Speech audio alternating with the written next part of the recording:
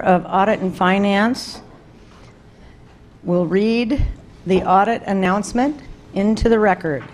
At the June 13th quarterly Audit and Finance meeting, the Office of Internal Audit presented 6 internal audit reports. The audits included Historic Horace Mann School Construction Follow-Up Audit, Genesee Hill Elementary School Design Follow-Up Audit, West Seattle High School Audit, Orca K-8 Audit, Disbursements Audit, Employee Leave Time Audit. All findings and recommendations were discussed at a public Audit and Finance meeting, and the completed reports are available online at the Office of Internal Audit's public webpage. Click on Departments under the District tab, then click on Internal Audit.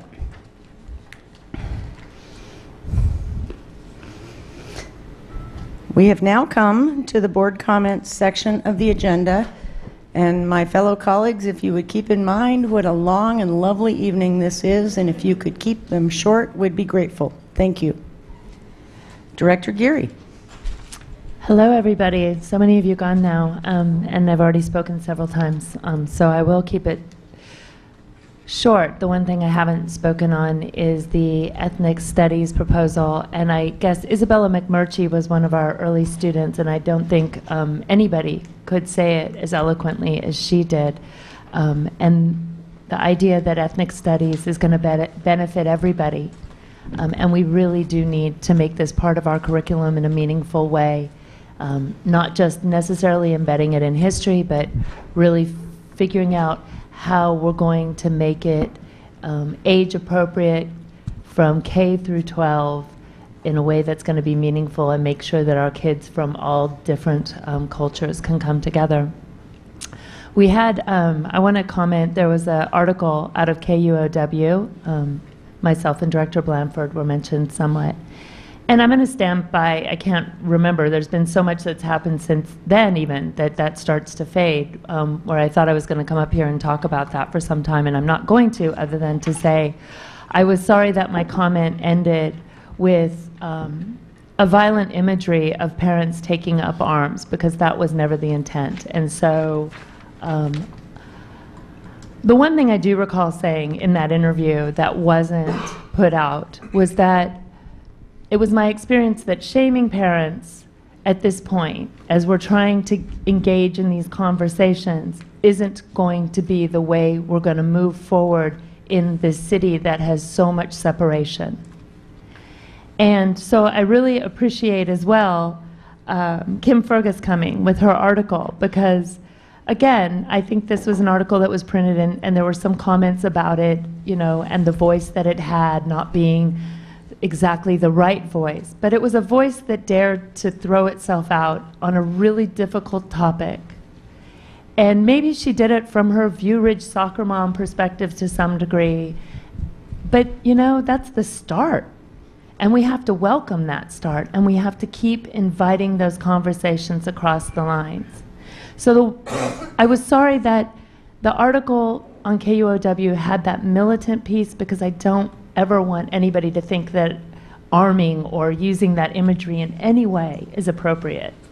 And to the extent that people felt it was shaming, I wouldn't have approved of that. But I think it is conversations, and we have to continue to have them. And that's why I'm going to say Charlene Lyle's name, say her name, you know. That has just been, I can't shake it. It's been a tragedy. My district, you know, we go along. It's Northeast Seattle. People, you know, don't need to worry about them too much. But we do.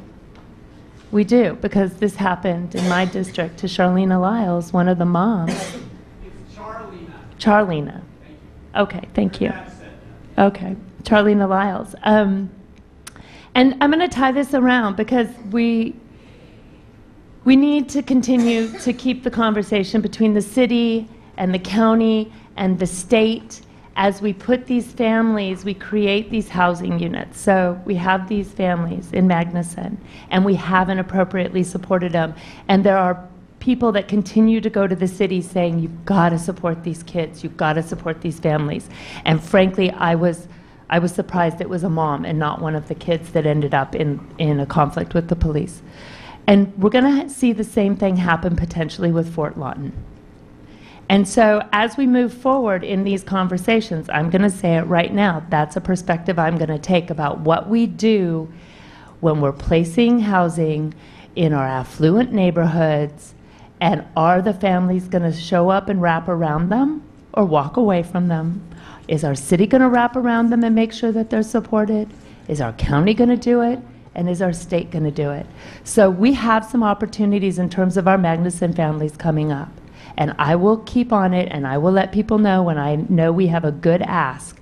But we're going to have to wrap everybody around, and I hope our families will show up for that ask, and that they'll show up for the Fort Lawton ask, and that we continue these conversations together, not by building barriers between each other. Thank you.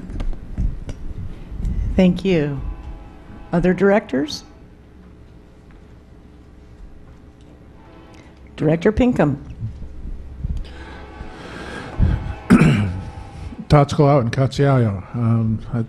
I just want to thank all the people that commented tonight and shared their views and perspectives, because you're the ones that put us up here on the dais and still listen to your voice. And thank you to all again of all of our staff. That we're all here for the same reasons, and we're bringing in different views and perspectives, and I value that. And some decisions are going to be tough. Some decisions are not so tough, but they're decisions that we have to eventually make, because we have students out there waiting for us to provide them a place to get educated, waiting for us to let them know that we care about them. And I want to let them know that, yeah, we do care about you, but I don't know, sometimes as adults we get carried away in some of the minutia, I guess we would say. But I'm proud to be up here on the board, and thank you for electing me to be here, and ask that you bear with us, bear with me as we progress. I just want to keep it short, saying, I just see us improving no matter which way we go, and we're going to make this Seattle School District a better place for everyone. As we embrace ethnic studies, we embrace keeping families together the best that we can, as we embrace the students that we're in charge of.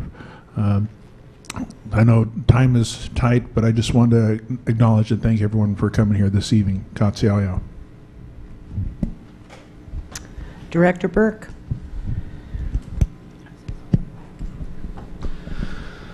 Also being brief, I want to thank everyone who gave their comments and have shared their input on email. We have received a prolific amount of enthusiastic support for wait lists, for a deeper understanding of the Fort Lawton situation and boundaries around that. And I think that I come back to this regularly, that we on the board are, we're supposed to be operating at the 30,000 foot level. And the staff also has to implement things that are system-wide, and really understanding what are the impacts that happen in the schools.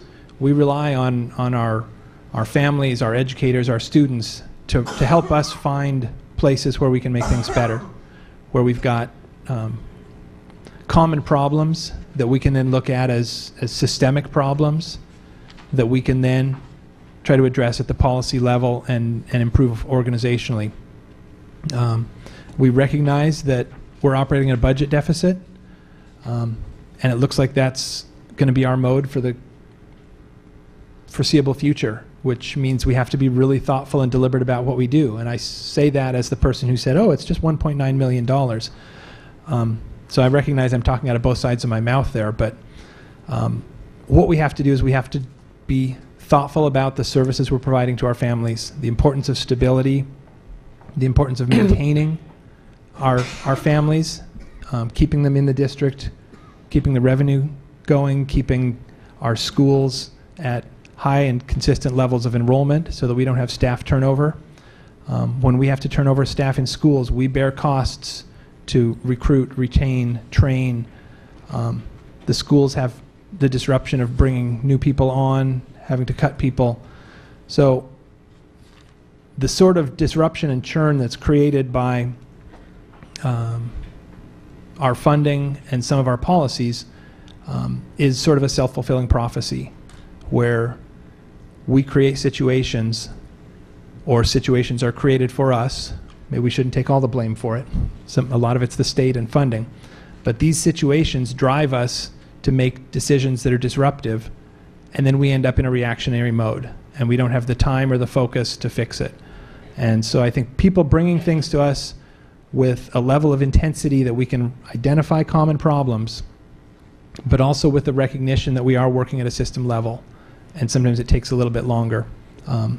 And I'm grateful for the people who have shared that with me, that's sort of their perspective.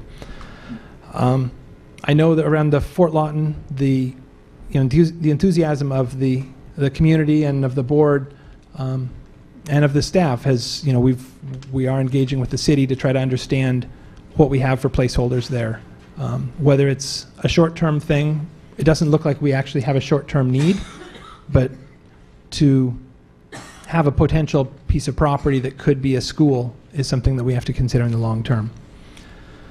I'll defer on my topic level discussions to when we're introducing the items around ethnic studies. Some of the other great things that are coming up, we have an assessment policy that's being introduced, and also the Career and Technical Education Annual Report and Plan coming out of the Curriculum Instruction Committee. So I'll speak a little bit to those when they're introduced. I wanted to just say in closing that I had the pleasure, thank you to my colleague Director Harris for gifting me with 2 of her graduations at Chief Sealth and West Seattle while she was out of state on a work-related event. For me, not having any high schools, it's great to be able to experience the enthusiasm and energy that permeates those events, and it's really uplifting to see the kids and how excited they are about their journey and their future.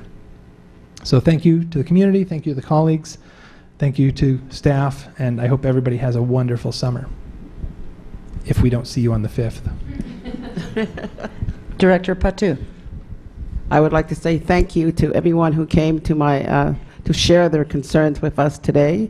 I would also like to congratulate Rainier Beach High School students for their consistency in letting us know that they are continue on to fight for a new building for their school, for their students. As I actually have come to the end of the school year, I realize that it takes good leaderships and staff to create an excellent schools for our students who are attending those schools. So I would like to congratulate all the principals, all my principals in the Southeast and their staff for a job well done. Being a principal is not a very easy thing to do when you're running a school, but I want to say thank you for the patience and the continued great leadership in terms of a successful year at each one of my schools. So thank you very much for the good job well done, and thank you for the staff for taking good care of our students. Also, I'd like to say that this has been I guess an in-between year in terms of being a board director and actually running for one more term. But I think out of all of this is just having the opportunity to be up here and be able to hopefully to make a difference in the lives of students and giving parents the opportunity to have a voice.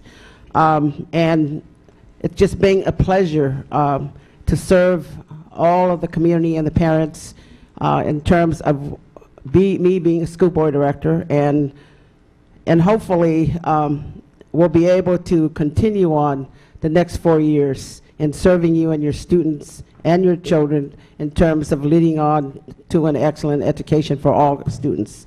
This has been a pretty rough year for me in terms of my own personal life. I've actually had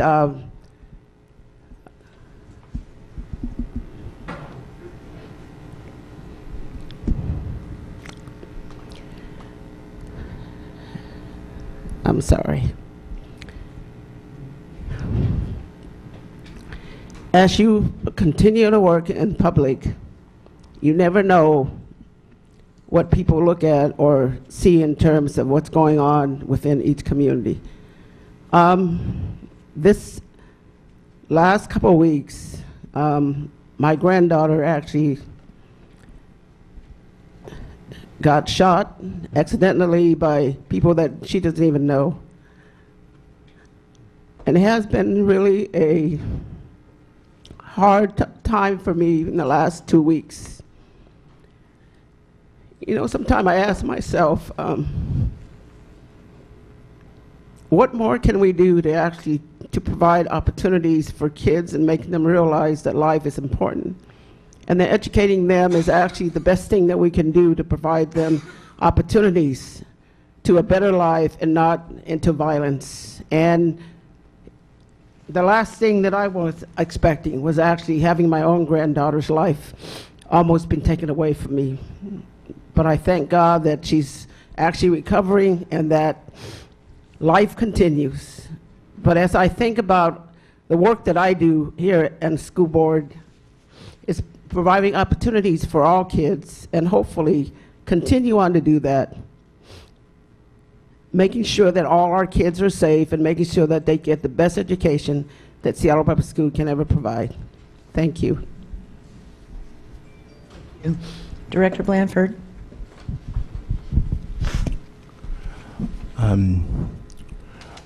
Thank you, Director Patu, for sharing those remarks. I'm sorry to hear that that happened to your family, and hopefully,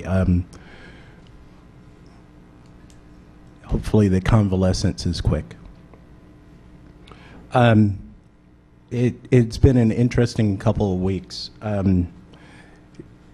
I always have last week, the week of June, when our graduates walk across the stage and we preside over the events. I always have that circled on my schedule as a special time. As you know from watching these meetings, we're frequently dealing in numbers and people and policies, but when you get the opportunity, as we do as board directors sometime in June, to watch our students walk across the stage, for me personally, it is it's a nice payment for all of the work and the time that we spend. We get to see the fruits of our labor, the children that are walking across the stage into their futures, with some knowledge that we've had some impact on that. Hopefully more positive than negative, but when you get a chance to shake hands with students who are bright-eyed and bushy-tailed and ready to go off into their future, it's a pretty inspiring thing. And so to the graduates at Garfield High School, at Nova, and at the World School, the 3 schools, and all the graduates in Seattle Public Schools, a hearty congratulations. I, over the weekend, got the opportunity to attend 2 parties for graduates, and both of them were spirited. They were in opposite sides of the city, so we had to do a little bit of traveling to get there. But it was a heartwarming experience to know that I had some role, along with parents and teachers and community members who had much larger roles, but some role to play in helping them to get across that stage. I also, going to the opposite end of the spectrum, the week before, had the opportunity to participate in the Beacon Hill International School Young Authors Day, where kids come and they share their writing with selected community members and a school board director, parents. And because my daughter went to Beacon Hill International School, I have great fondness for that school and have watched with interest as it's gone through its ups and downs. But had the opportunity to listen to several of our students share their persuasive writing. And a couple of them, when they discovered that I was a school board director, ran back to the room and came back with their persuasive arguments for why we should have a Starbucks in their school, or why we should change the uniform policy at that school. And so it was a great opportunity to get some, face-to-face feedback from our constituents in such a way that I don't know if we'll be changing the uniform policy right away, but it was good to know that our students are learning persuasion. They're learning their persuasive skills on the fly. To the point that Director Gary made earlier about the KUOW story, it was an interesting conversation about an event that had happened last fall involving our Garfield football team and their choice to kneel during the national anthem. That precipitated a number of emails that came both from people inside of our community, which by and large were very supportive of their right to make that statement, and a number of emails that came from national sources, primarily fomented by Fox News and other outlets, that were exceptionally negative and called our students embarrassing words that I will not repeat. That then, culminated in a number of different events that happened and spread from the south end of Seattle all the way to the north end. And as we were looking at the emails that were coming, and all of us school board members got a chance to see these emails, we wanted to be supportive of our principals and our teachers who were taking a stand, particularly around Black Lives Matter, but in support of social justice in all its manifestations. And so I wrote a letter in support of those educators, and that generated a story. KUOW did a Freedom of Information request, saw what I had written, and then reached out to me to have a conversation about that. And some of the feedback that I've gotten hasn't been totally positive. I do not apologize for wanting to push our community as a whole to really, like has been articulated earlier today, to really investigate and interrogate what I see as what I call our passive progressiveness, our ability to vote on the right sides of issues, but not necessarily to think about the implications of our advocacy on different groups of people. And so I hope that what I said wasn't taken out of context, and I hope that it served with the intent that I uttered the words, which was to be a catalyst and to hopefully stir on some conversation about these issues, because I believe in my heart of hearts that we in Seattle, and particularly in Seattle Public Schools, have a responsibility to serve all of our students and to serve them in such a way that we can't make predictions about who will be successful or not successful based on where they live in our city or what the color of their skin is.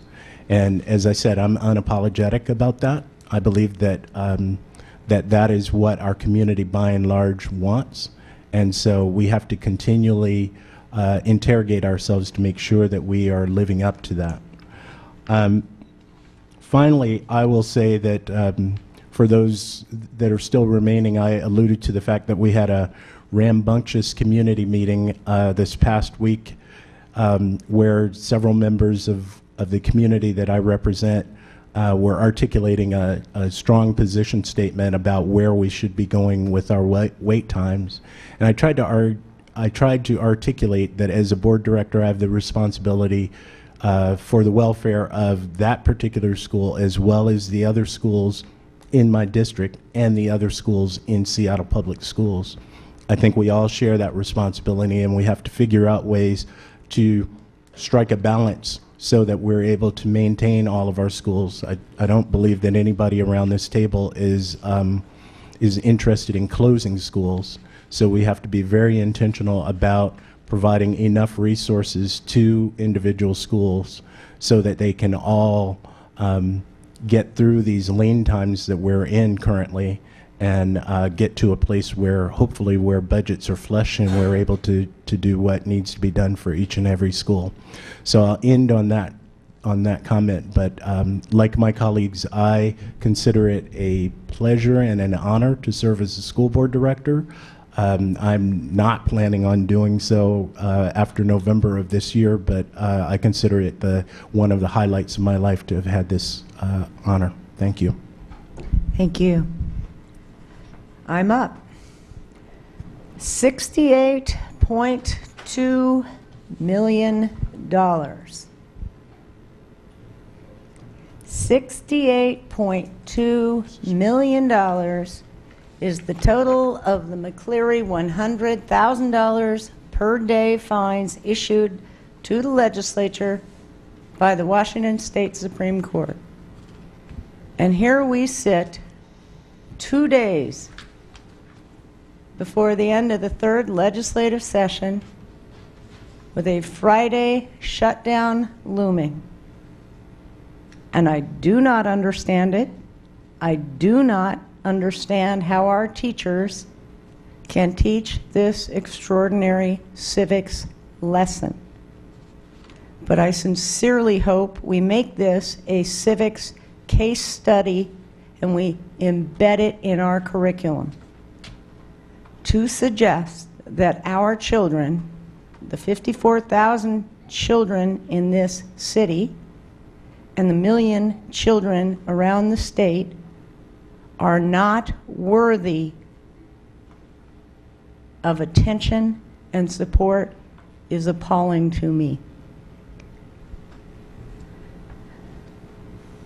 Do I suggest that we shut down the government? No, because we have very, very vulnerable populations.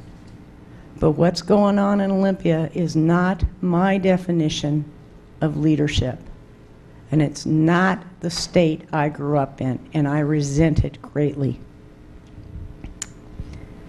On another note, while I was in Washington, D.C. last week on work, and Director Burke was, I'm quite jealous, attending West Seattle and Chief Sealth International High School graduations, which I just adore, and Director Pinkham was at Middle College High School. Feeling very sorry for myself, having done 3 all-nighters, which I have not done in a row since college, I was rewarded. I walked in the front door of the Westin Hotel, and who should walk out in the same doorway with me but Secretary of Education Betsy DeVos. I did a pirouette. I was surrounded by very big, tough Secret Service folks as she jaunted into her SUV. Please let me say hello. I am an elected Seattle School Board member. Nope, can't help you. I said, no, no, no, no, no, no, no. I was elected in a city of 600,000 plus people, and I have a $50 million deficit that I want to talk to her about. They laughed at me. They suggested that they were going to bring up some staff from the basement, and if I just stood by, it would be their pleasure. And some poor young staffer came up and asked me, oh, the secretary is so sad that she missed you. And I said, I'm thinking not. Secret Service is laughing at this point.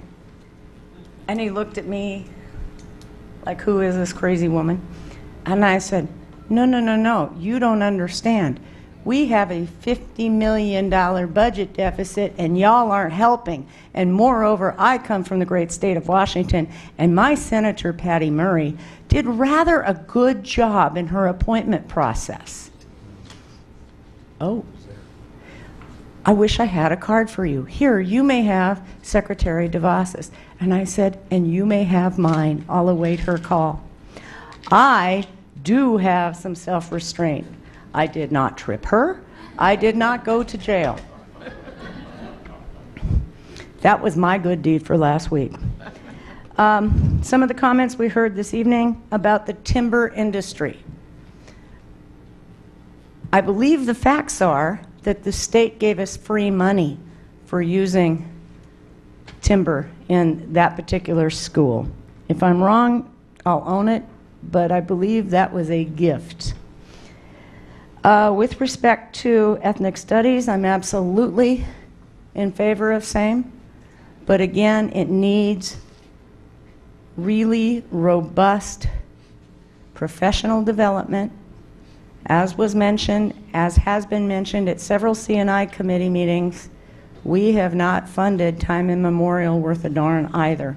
So if we're going to do this, let's please, please, please do it right, and let's do it with our internal experts and our teachers.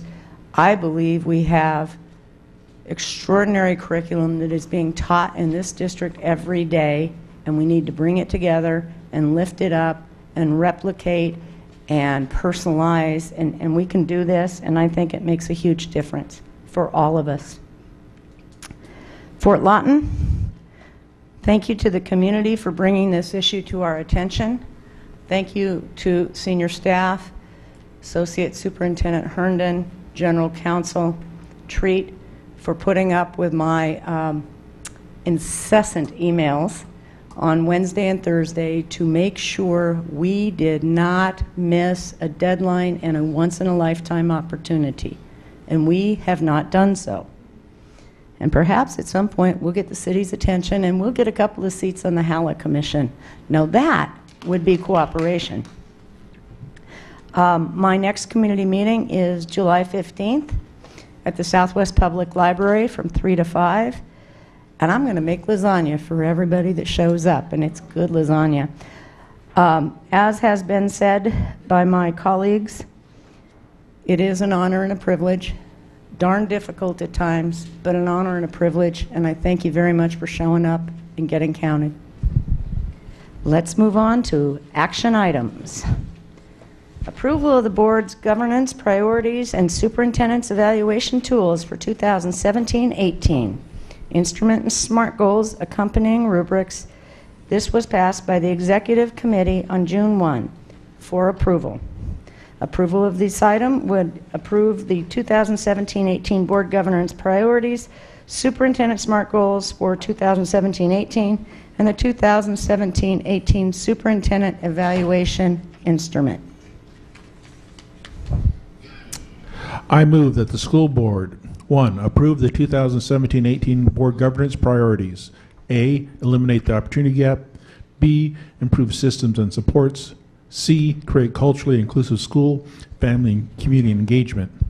2, approve the superintendent SMART goals and accompanying rubrics for 2017-18 as attached to the board action report. And 3, approve the 2017-18 superintendent evaluation instrument as attached to the board action report. I second the motion. And who's presenting to us tonight? Good evening. Erin Bennett, Executive Director of Government Relations and Strategic Initiatives. We gave a brief presentation at introduction, and the goal owners are here to answer any questions that you may have. I'm happy to walk through a little bit more if you'd like me to, or for the I sake think we of have time. a long agenda, so let's find out whether we have comments, questions, or concerns from my colleagues. Any comments, questions, concerns from my colleagues? Director Burke.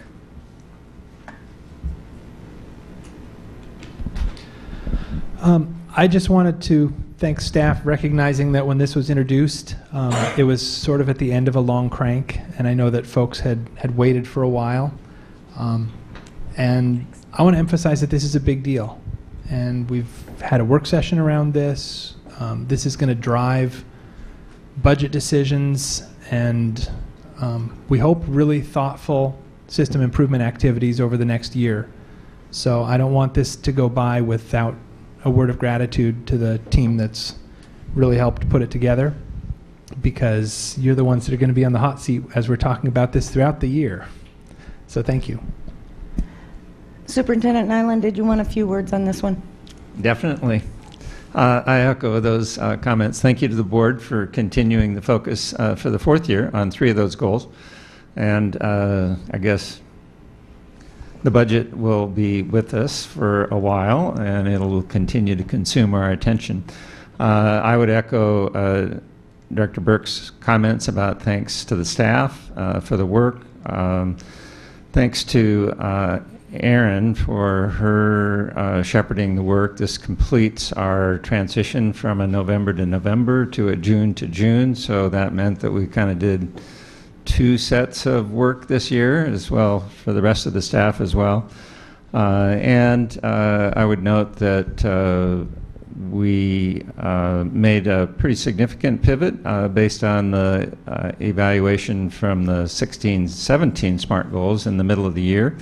And that information is reflected in the 17-18 goals, trying to be responsive to the board's concerns about clarity, school-by-school data, and replication of best practices. So it helps with keeping all of those areas lined up, and also appreciate the board's commitment to, even in tough times, provide funding to keep the focus moving on those important goals. So thank you. Director Blanford. For anyone that watches this process, this particular process, or participates in it, sometimes it can be quite the unpleasant process. But in my mind, it is closely related to what you frequently hear around this table, which is a priority around transparency. And transparency is one thing, but accountability is what I believe this is an instrument that helps us to increase our accountability to the goals that have been set. And as we clearly articulate the goals, the problem statement, the theory of action, we can better use the resources, the limited resources we have to increase outcomes for all of our students. And so, whereas this isn't the most pleasant process for us all to go through, my hope is that it actually propels us forward in lean times and in fat times, if we have the discipline to routinely go through this process. And so, for those out in the audience, I encourage you, if there are documents that you have an interest in actually going through, this is one that if you look at it and then you look next year, it's one way of seeing what progress has been made and evaluating whether or not those of us around this table and those around that table over there are actually performing the work that we've been entrusted with. Any other board comments, questions, or concerns? Ms. Sheikh, the roll call, please. Director Blanford, Aye. Director Burke, Aye. Director Geary, Aye. Director Patu, Director Pinkham, Aye. Director Harris. Aye. This motion has passed unanimously.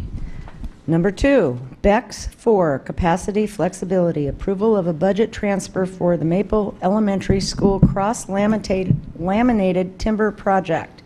I believe this went to Ops May 18 for... This item was heard by the Ops Committee on May the 18th and moved forward for approval. Approval of this item would approve a one-time budget transfer from the BEX 4 Capacity Flexibility Fund to the Maple Elementary School CLT project in the amount of $350,000. I move that the school board approve a one-time budget transfer from the BEX 4 Capacity Flexibility Fund to the Maple Elementary School CLT project in the amount of $350,000. I second the motion. Point of personal privilege. Did we get a grant from the state that was essentially free money on this project? Yes, I was going to comment, Director Harris, on your comment. This is a pilot project that the state of Washington is implementing. 3 of these pilot projects are on the west side of the Cascade Mountains. 2 are on the east side of the Cascade Mountains. The other 2 school districts on the west side, besides Seattle Public Schools, are Mount Vernon and Sequim. As part of the pilot project, the Department of Enterprise Systems has to write a report back to the Washington State Legislature. And one of the things I'm hoping that they say in the report is that construction costs are more expensive in Seattle than in outlying areas outside of the city of Seattle. And so that's one of the things that I will be editing if it's not included in that report. They have indicated that we'll get opportunities to comment. We selected the location for the cross-laminated timber project at Maple Elementary School because of its proximity to the existing buildings. That increased some utility costs for the state of Washington. We opted to pick up those utility costs because it was above the state of Washington's appropriation for the project, because we thought it had educational benefits. In addition, there are some standards, and we gave you a document in your board package that articulated what the costs were for.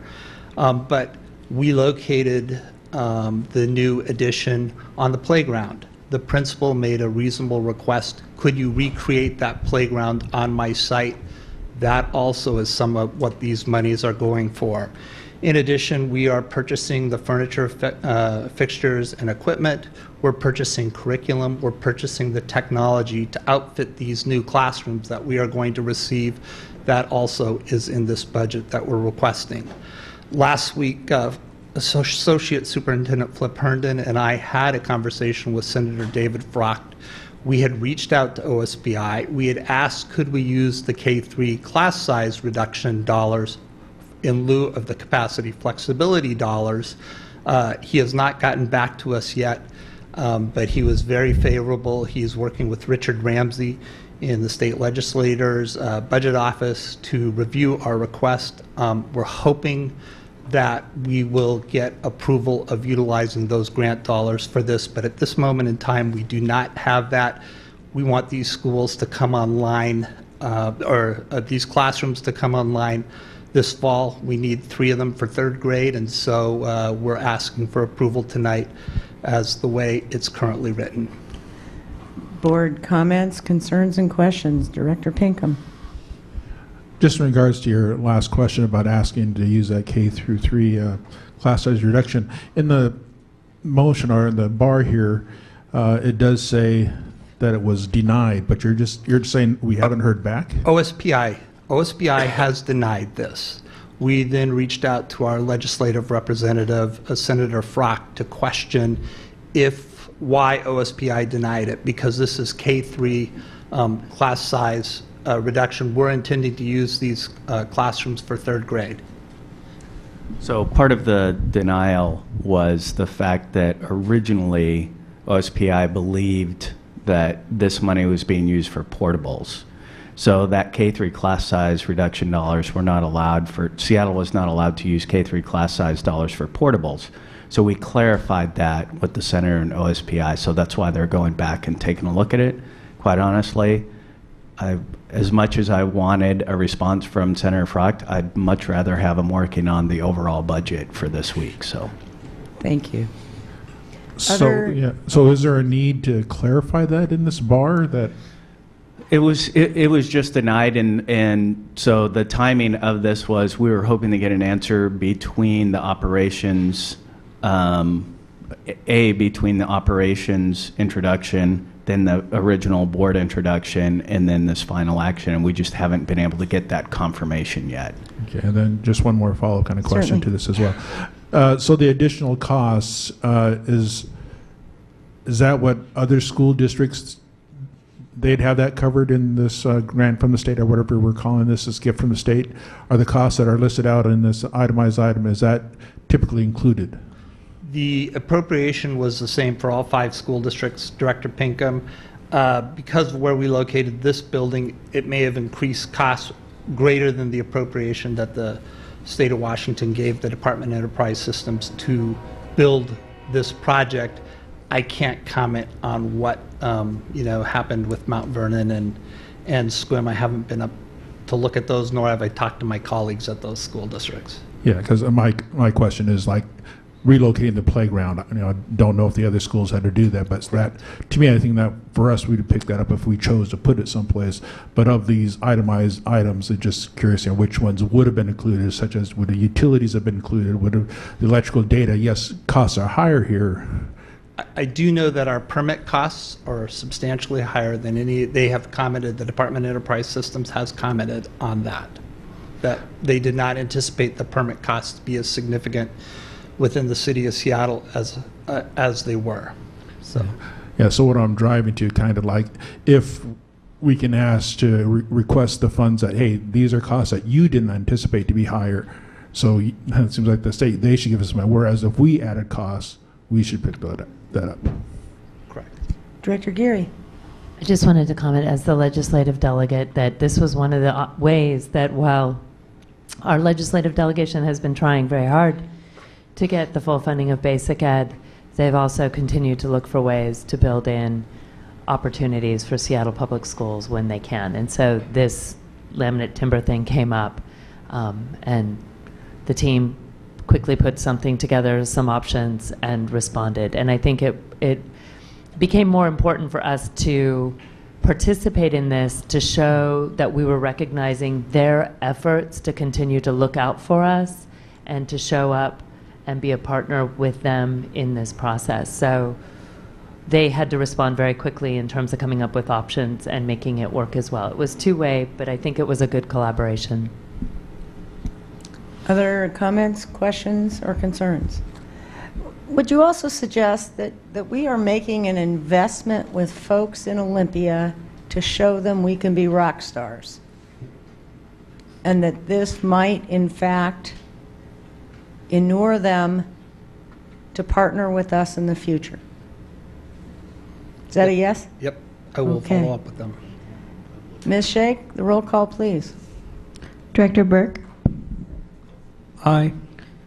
Director Patu, Aye. Director Pinkham, Aye. Director Geary, Aye. Director Blanford, Aye. Director Harris. Aye. This motion has passed unanimously. Number 3, BEX 4 and BTA 4, Lincoln High School modernization.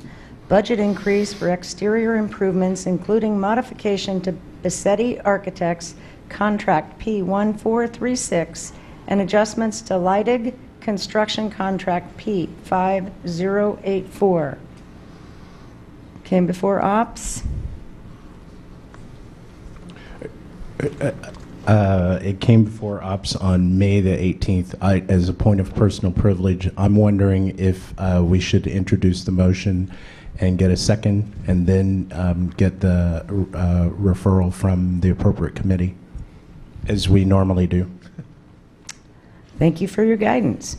Approval of this item would approve the transfer of funds from the BTA 4 program contingency to the Lincoln High School modernization project in the amount of $7,989,508 for exterior improvements. I move that the school board approve the transfer of funds from the BTA 4 program contingency to the Lincoln High School modernization project in the amount of $7,989,508 for exterior improvements, including masonry cladding improvements and window replacement on the Lincoln High School project, and modify contract P1436 Bassetti Architects by $445,685 for design services, and increase the GMP with contract P5084 Leidig Construction GCCM from $56,749,750 to $63,116,691. I second the motion. The Chair of Ops, please. Again, I just did it. Fair enough. Could you please speak to this, sir? Yes, this has in your budget bar, you have a breakdown of the costs for what this work is scheduled to implement, but it is cladding improvements at Lincoln High School for the masonry, and then it is also approximately $4 million to replace the existing windows at Lincoln High School with aluminum-clad wood windows.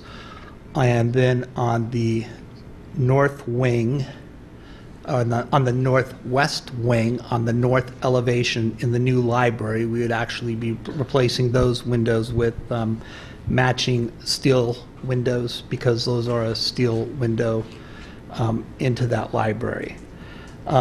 We've given you a breakdown of what is currently in the design development budget, and then what the added scope of work will be to implement.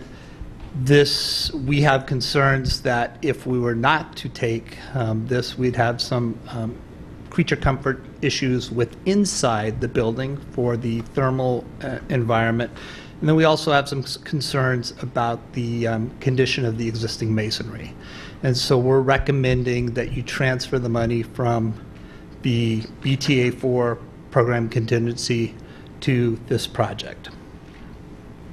Director Burke, at our introduction, asked a question that I think was very astute, and he said, if we didn't have this money, what would you cut out of it? And I posed that question to our design and construction team, and they indicated that they would recommend closing or removing the 12 classroom addition that is occurring in the north wing where the historic indoor track is. That is not a recommendation that I can make.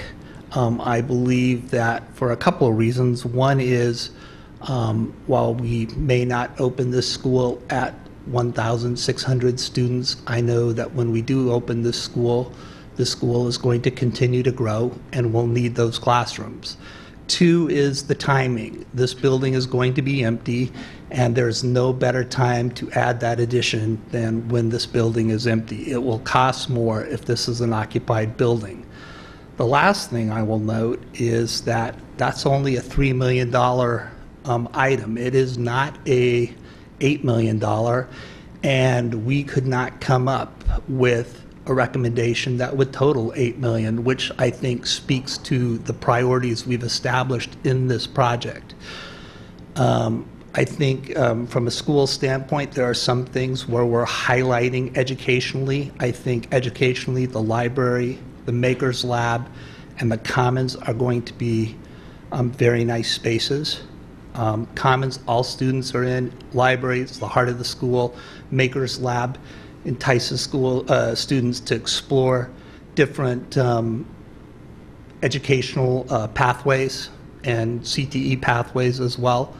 The rest of the school is essentially 2x4, 2x2 ceilings. It's architecturally finished with painted walls and either carpet or linoleum as the floor finish. There's not a lot of floor or architectural niceties. This is at bare bones high school. And so we couldn't answer his question, but we struggled to get to the information I shared tonight. Thank you. Board comments, concerns, or questions? Director Burke. Thank you for asking the team to go through the exercise, because I think this is, while I want to put on my #1 Lincoln High School advocate hat, I also have to put on my fiduciary responsibility hat and say, well, I look at the scope of this work and I look at the description of the windows and the masonry repair. This is not an enhancement thing. And how this could not be built into the original project scope is the thing that I'm struggling with. And so this project really feels like one that has a level of scope creep that makes me uncomfortable. Although I really want it to succeed, and I want it to be high quality, and I want it to be sustainable, and I want to do the work efficiently as a package deal. And so I'm intending to somewhat reluctantly support this because I believe it's the right thing to do, but I believe it's through the wrong methodology. And so my hope is that we can be more thoughtful on how we scope our project so that these things don't creep up on us. Can I respond? Director Absolutely. Burke, we did have this as an identified item in BTA4. BTA4, the building portion, just the building portion, when we were looking at this in July of 15, was over $600 million. We were asked to reduce that to a little over $330 million by the board at that was sitting at that time. This was one of the items we said we know we need to do, but we also know that we need to create parity throughout the school district. We have similar improvements planned at Franklin High School, and we're coming back now as we've done more design investigation and saying we really need to make these improvements at Lincoln at this time as well, or we'll have similar issues to what we have at Franklin High School. I will note, as we're planning BEX 5, we are hiring an envelope consultant to go through the projects that we're looking at on BEX 5 so we get better clarity as to what the scope of work is for our roofing projects and for our envelope windows and historic doors projects. Thanks for the clarity. I have a question. Were you here for public testimony, and did you hear some of the criticism of the architects on this piece? I was upstairs watching public testimony, but I missed the first few individuals. I was Okay. having dinner. Fair enough. Thank you. Yeah.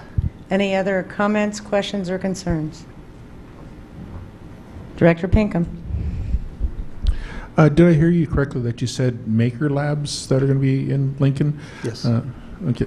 Have we reached out to the University of Washington to see how, given the proximity of the schools, because I know the University of Washington has Maker Labs as well, and I think this would be a great opportunity to kind of, oh, hey, let's partner with a local high school, the University of Washington, to share some ideas and strengths with each other, be it we visit their Maker Labs, they visit our Maker Labs, so we can get some collaboration going. Again, I don't want to tell my own horn being at the College of Engineering, but just see how we can develop a better maybe pipeline through that kind of idea. I will comment that the architectural firm that we utilize does do work at the University of Washington as well. I know that the planning principal who comes on board on July 1st is very excited about these spaces, and I'm sure she'll be exploring those partnerships. Director Pinkham. Okay, thank you. And so just, again, as we get the language, guaranteed maximum price. Yep. So the 56 wasn't necessarily the guarantee. We wanted the 63, another 10%. We are adding scope to this project, so I'll go back to Director. Okay, so it's not increasing the cost for what we contracted them to do. We're asking them to do some more. Correct. We are asking them to do additional work above and beyond what was originally anticipated. Okay, so this is an ask for them saying, hey, we need more money. This is, we haven't gone to bid yet. This is getting your approval to include this scope of work in our bid documents, knowing Okay. that it's going to increase the budget. Okay, thank you. Yep. Ms. Shake, roll call, please. Director Geary, Aye. Director Burke, Aye. Director Blanford, Aye. Director Pinkham, Aye. Director Patu, No. Director Harris. Aye. This motion has passed by a vote of 5 to 1. We are at introduction items. Number 1, repeal board policies H61.00, food service H61.01, breakfast and lunch program, and H62.00, breakfast and lunch program, free and reduced price meals, and adopt board policy number 6705, food service and student nutrition. Approval of this item would adopt policy number 6705, food service and student nutrition, and repeal policies H61.00, H61.01, and H62.00. Yep, thanks. Please, Good evening. excuse, my apologies, kind sir. We'll get it. This item was heard by the Operations Committee on May the 18th and moved forward for approval. I'm sorry. Thank you. Good evening, Directors and Superintendent Nyland. My name is Teresa, Director of Nutrition Services. Before I begin on the policy before you tonight, I want to thank you for your approval of the food contracts for 17-18 school year that were on the consent agenda this evening. And I would like to let you know, and the public know, that today was the first day of the summer feeding program that we partner with the City of Seattle. And we're providing free meals to children ages 1 to 18 in over 100 community centers, recreation centers, and churches, 35 school sites, along with our summer programs. The program provides nutritious meals to all, and we encourage everyone to take advantage of it. Thank you indeed. So tonight we're introducing two policies for your consideration. Policy 6705, food service and student nutrition, and policy 6706, food service for school and community programs. These policy changes are driven by the board phase 2 policy updates, the next steps regarding nutrition following your adoption of policy 3405, student wellness, in October of 2015, updates to the USDA requirements, the recommendations from Prismatic Report, which was the review of the Nutrition Services Department, and the recommendation of the Nutrition Services Policy Task Force. Policy 6705, Food Service and Student Nutrition, repeals the old board policy, H61, last revised in September of 2004, procedure H6101, also revised in September 2004, and policy H62, which was last revised in April 1992. It also incorporates recommendations from the model policy of the Washington State School Directors Association and the final rule of the U.S. Healthy Hunger-Free Kids Act of 2012, which we are a heavily regulated department. The work on policy 6705 began with the formation of the Nutrition Services Policies Task Force Group, a group of 23 members, including several members of the Lunch and Recess Matters Group, community-based providers, the Seattle King County Public Health Department, and several staff. As the task force began their work, Nate Van Duzer of the board office provided some training on what policies and procedures are. They heard about school finance and budget, master scheduling, and the racial equity analysis toolkit. Additionally, two panels provided perspective, a panel of well-informed students from South High School, and a community-based provider panel also gave input. On the wall next to the board office, you'll see that the work that the student panel did to guide their presentation. That's been there for a while. Policy 6705 begins with an aspirational statement by the board about the connection between healthy eating and student learning, how behavior improves when students are well fed, how the nutrition program helps close the opportunity gaps, and how meals provide an important social interaction time for students during the day. The policy also provides guidance on having a welcoming environment, encouraging culturally diverse menus, using locally grown foods as available, and the use of innovative practices like breakfast after the bell. The policy goes on to outline the amount of time schools need to allow for meals. Principals on the task force ask for this clarity to help them as they develop their schedules for the school day. This includes 10 minutes of seated time for breakfast, 20 minutes of seated time for lunch, a goal for school and nutrition staff of no more than 5 minutes of waiting in line, and sufficient passing to get to lunch. This last point aligns, but is slightly different than what the task force recommended, which was to specify 5 minutes of passing time. As staff began operationalizing this and reviewed with more principals and staff, it became apparent that differences in building structure, like 1- or 2-story buildings, distances to cafeterias, and ages of students being served could cause problems with the 5-minute rule. So staff is recommending the use of the word sufficient passing time. We are in the process of finalizing the superintendent procedures to accompany this policy that will be in place for the start of the 2017-18 school year, after we hear from the board on the policy and receive any more updates from the state or federal government. And I would be happy to answer any questions you may have about policy 6705. Questions, comments, or concerns? Director Pinkham. Thank you for this. And you did note that it's a goal for the 5-minute 20 online. But did you also say it's a goal for 10 minutes to eat lunch and 20 minutes to, or 10 minutes to eat breakfast and 20 minutes to eat lunch, or is that a requirement? It's a requirement that at least 10 minutes to eat breakfast and 20 minutes to eat lunch.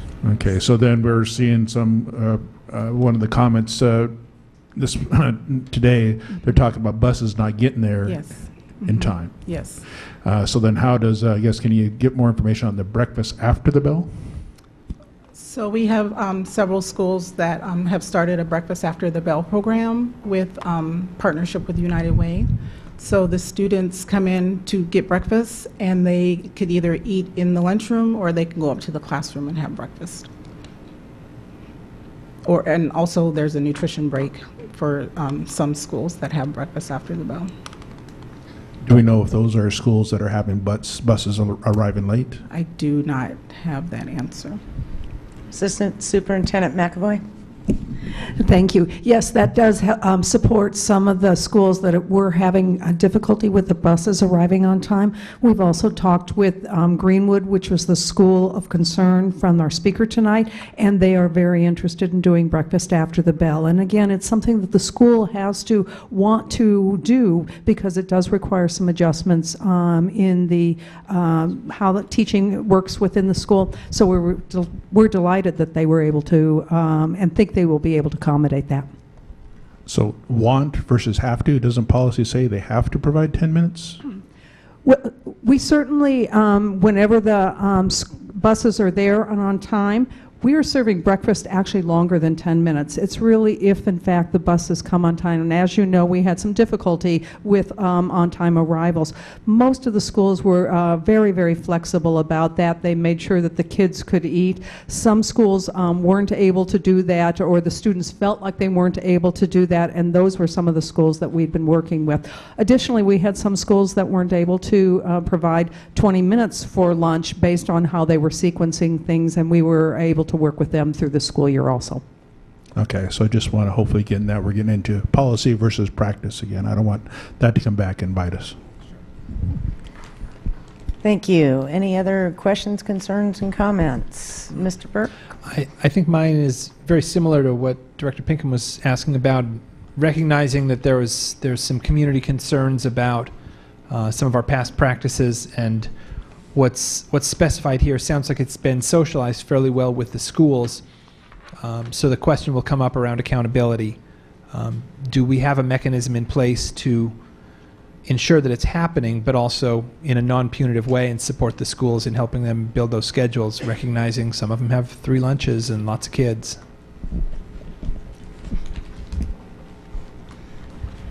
Thank you. We have been working with the schools, particularly some of the ones that felt like they were struggling this year. And we do know that some of the schools had been thinking about identifying 15 minutes for lunch and 15 minutes for recess, when in reality what was happening, they were really providing 20 minutes for lunch. Kids were leaving at 15 minutes to go out to the playground. So it was really a way that they were talking about things. So one of the things that we did was we consulted with them this year and said, no, you've got to really reflect that you're allowing kids to stay the full 20 minutes, and it would be 10 minutes for lunch. You would have supervision out there for 15 minutes if those kids left early, but that would help to actually make sure that their schedules reflected what the school board policy was.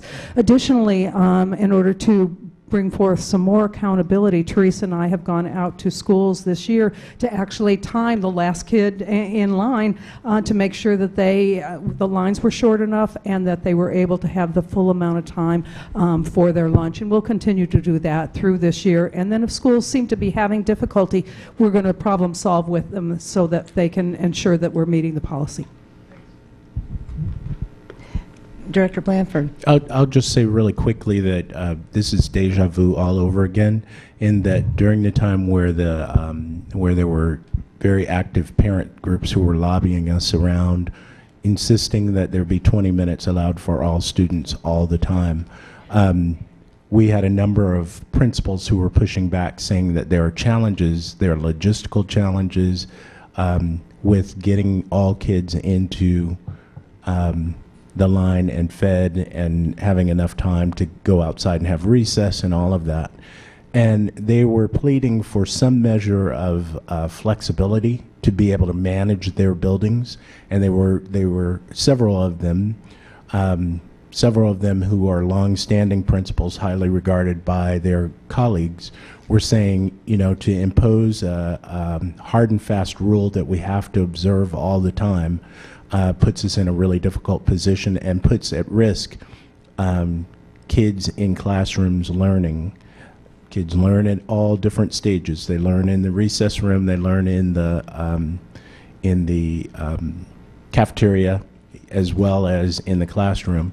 And so I think all of this to say that I think it is a responsibility that we have to listen to all of the different constituents, particularly the building leaders that we entrust with trying to manage the building and make sure that it operates efficiently. And I would say that we had very outspoken principals on the nutrition task force, and they were doing a lot of polling of their principals that they were working with to make sure that those considerations were discussed at the task force. Superintendent Nyland, you had something to add, sir?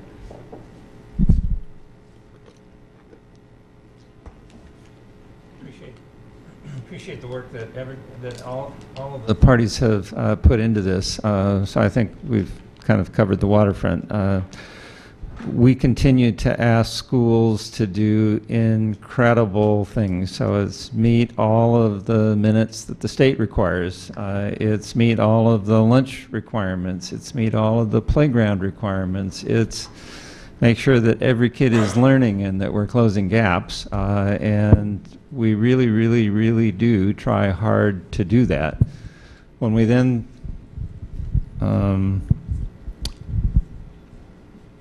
so we went back and forth on this one a couple of times, because I asked all of these questions and I went back several times and I said, I know that we can do this in most places. We're promising to do this in every place. Are we sure we can do this in every place? And as Peggy just shared, our commitment is that if we aren't able to do that, and Michael has been very clear in his directions to principals as to what the expectation is, if they're not able to do that, we'll come out and work with them. So I am, how many schools do we have? I'm 96% certain that we can deliver on this. I know that when we went through this a year or two ago, I know I bumped into a few schools that just had capacity problems. They couldn't get all the kids through the line quickly enough. Maybe point of sale will help with that.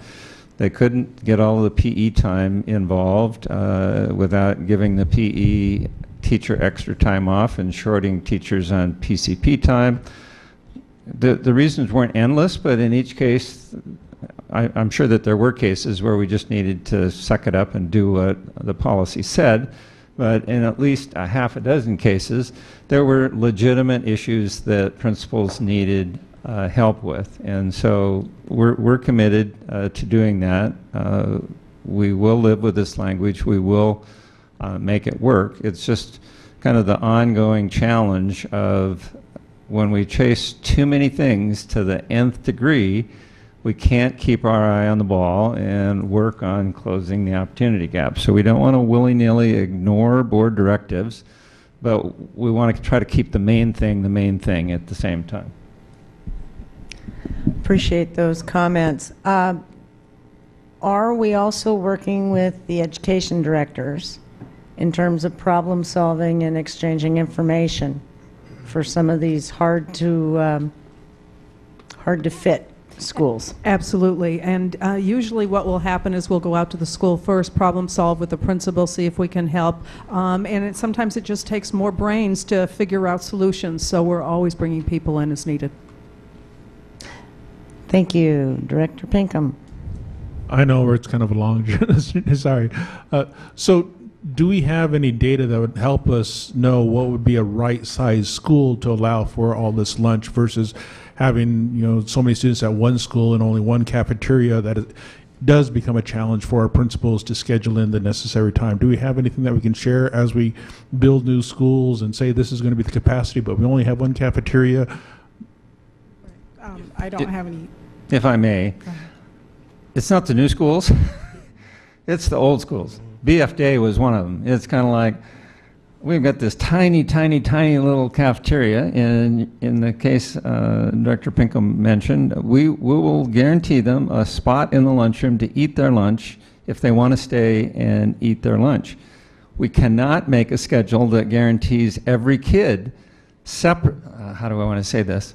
We can't have a whole group of kids come in, stay 20 minutes, ring the bell, have another group of kids come in and stay 20 minutes. We have to say, okay, you finished your lunch, you can go out and play, and 15 minutes into that lunch period, we have to ring the bell and we have to bring the next group of students in so that we can do it. So creative minds will find a way to do it. Some of our watchdog parents then say, well, my kid didn't get the 20 minutes. Well, maybe, but we're guaranteeing that the student has a safe place to sit and eat their lunch for the full 20 minutes if they need it and if they want it. We can't force them, and actually I've been at Fairmont Park. And it's kind of like, you stay here and you sit with the kids and you make them sit here for 20 minutes and you take care of the consequences when they start to get out of hand. So then it becomes a supervision issue. So again, we are doing our darndest to balance all of those needs to make sure that kids get a good lunch, they get time to eat lunch, and at the same time that we give them time to play, and we maintain the ability to supervise the kids with limited staff supervision and limited principal supervision.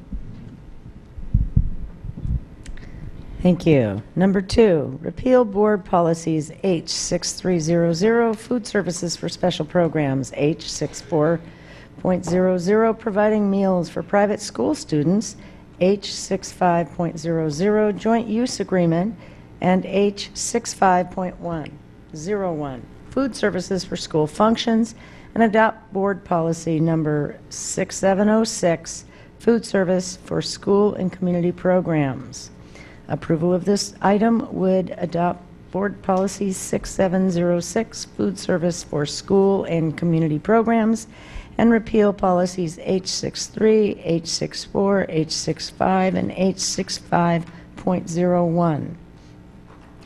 This item was heard by the Operations Committee on May the 18th and moved forward for approval. Please, and if we could shorten our presentations, and the board will ask questions for more information given the time and the length of our agenda. Thank you. So the Nutrition Services Policy Task Force heard from, again, the panel of community-based providers about the need for access to nutrition services facilities outside of the school day to provide food for after-school programs as the district is pressed for space due to growing enrollment. Nutrition services and building rental staff will continue to coordinate with providers, so these facilities are available. In fact, there's little change in the content, therefore the policy revisions are mostly routine, as discussed in the Operations Committee for the Phase 2 board policy review work. And one more point is this policy keeps the district in compliance with the state requirement to offer services to private schools. However, Seattle Public Schools has not received any requests from private schools in the district and does not serve them at this time. Thank you. Board questions, comments, and concerns? Moving on. Thank you very much. Thank you. Have a good evening. Number 3, Resolution 2016-17-17, supporting ethnic studies in Seattle Public Schools. Approval of this item would adopt Resolution 2016-17-17, supporting ethnic studies in Seattle Public Schools. May we hear from the Chair of C&I, please? This was heard in the and discussed in the Curriculum and Instruction Policy Committee for several months and brought forward just recently, June 12th, for consideration. Thank you. Good evening. Kyle Kenosha, Chief of Curriculum Assessment and Instruction. You have before you the resolution.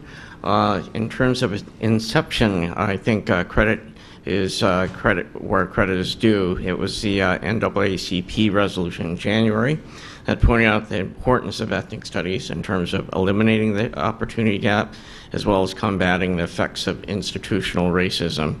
And as you can see, it reflects obvious community support that we saw tonight, as well as with the 30 endorsements. Resolution clearly reaffirms the stance in Policy 0030 in terms of educational racial equity, in terms of the provision of instructional materials that reflects the diversity of students and staff. The resolution is also action-oriented, and it directs staff to take positive action and utilize the resources that exist currently, as well as to further develop and improve ethnic studies.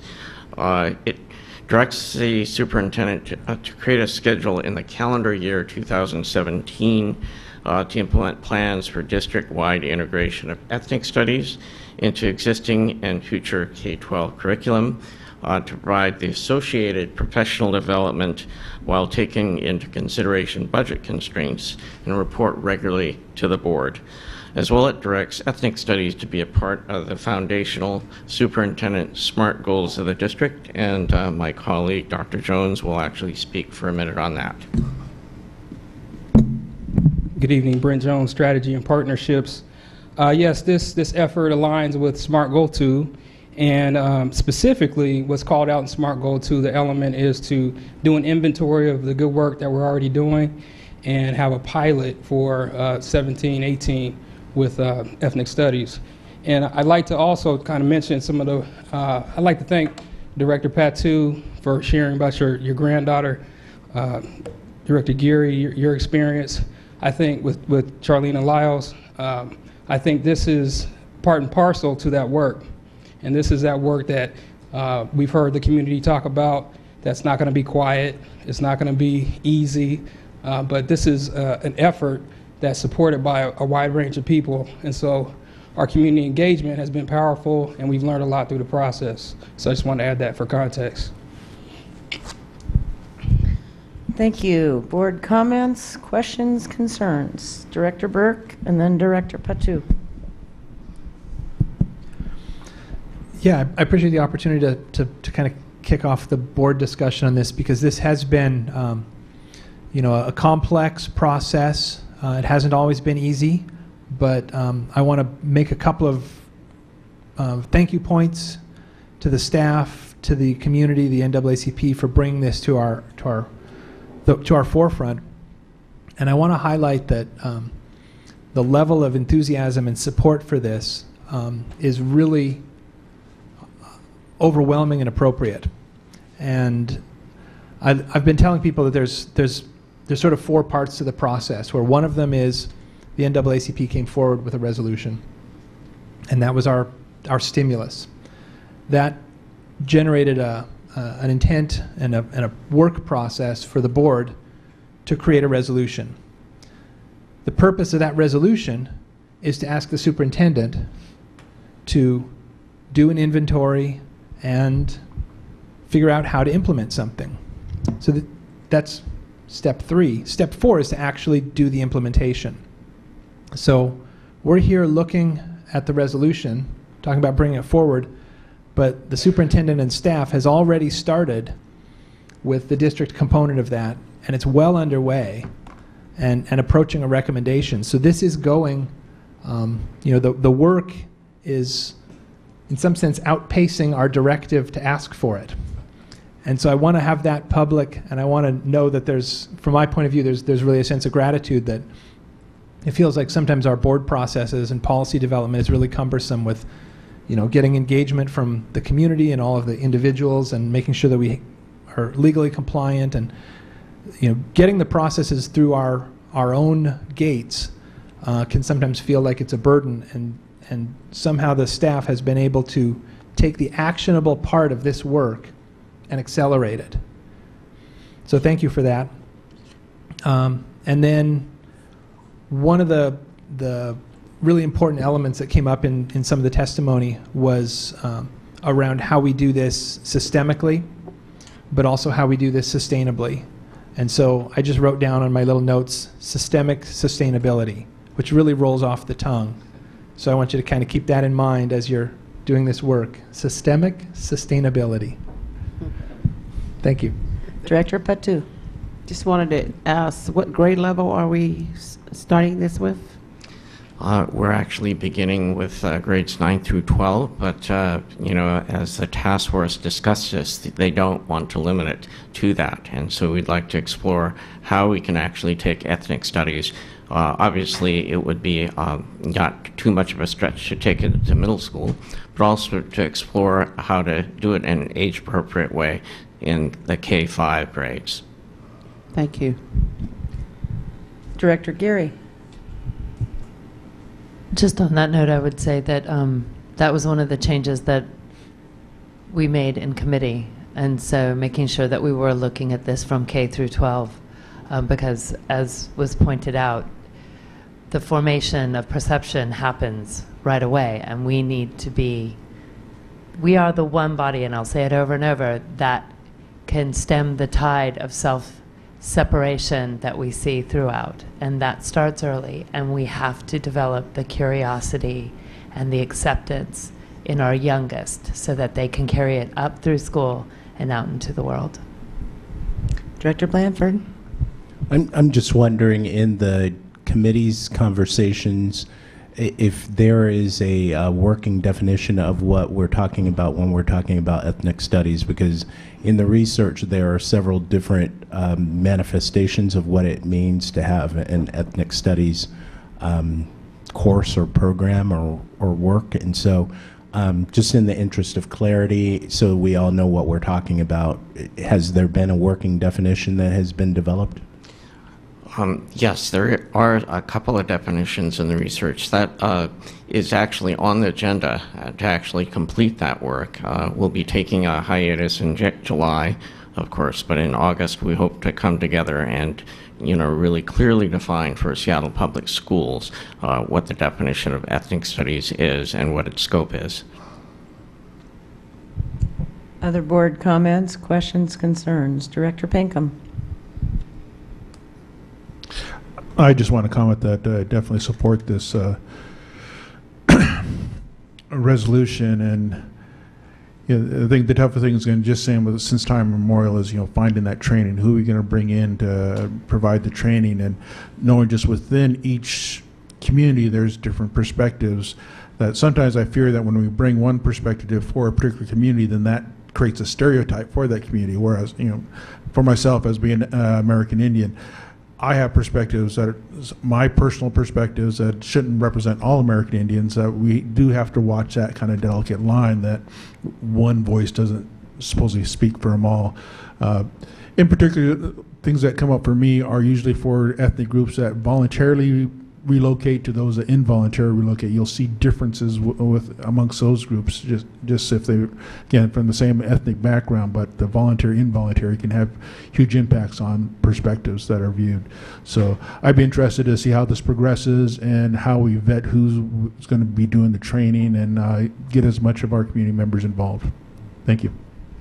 Director Blanford. I'm just going to add one more thought, and this comes less from my role as a school board director and more from my professional work, which I work with educators around issues around multicultural education and equity in particular.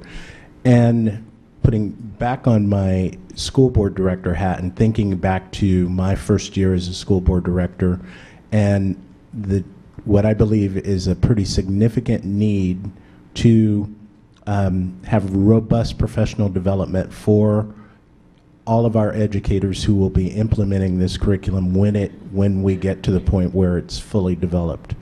It cannot be overemphasized that the types of conversations that happen when we're rolling out an ethnic studies curriculum can be challenging, and we have a responsibility to all of our students to challenge them, but to do so in a way that doesn't marginalize any one student's growth.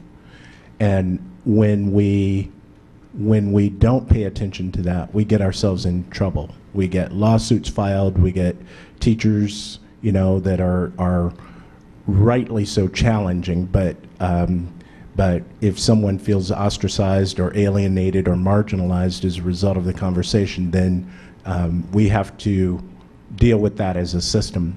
So my plea or my call is, as we're going down this path to explore what it means to have a robust ethnic studies curriculum delivered in our schools, that we are particularly clear about how to deliver that in such a way and make sure that our educators are well skilled and trained so that they can deliver an ethnic studies curriculum in such a way that it'll have the most resonance for all of the students in the system. I think that's an imperative. And I'll finish up with, I am in favor of this wholeheartedly. I am, however, skeptical that we have the money and the bandwidth presently to do this correctly and robustly. And I think we're going to have to be darn creative, much like we are being now, in terms of taking an inventory of the great work that's being done. When you compare this, and this has been said several times in curriculum and instruction, as well as it was fed back to us tonight, when you compare this to the fact that a state statute mandated curriculum since time immemorial has not been implemented, it's very, very distressing. And I'm not interested in making a statement without having extraordinarily robust follow-up.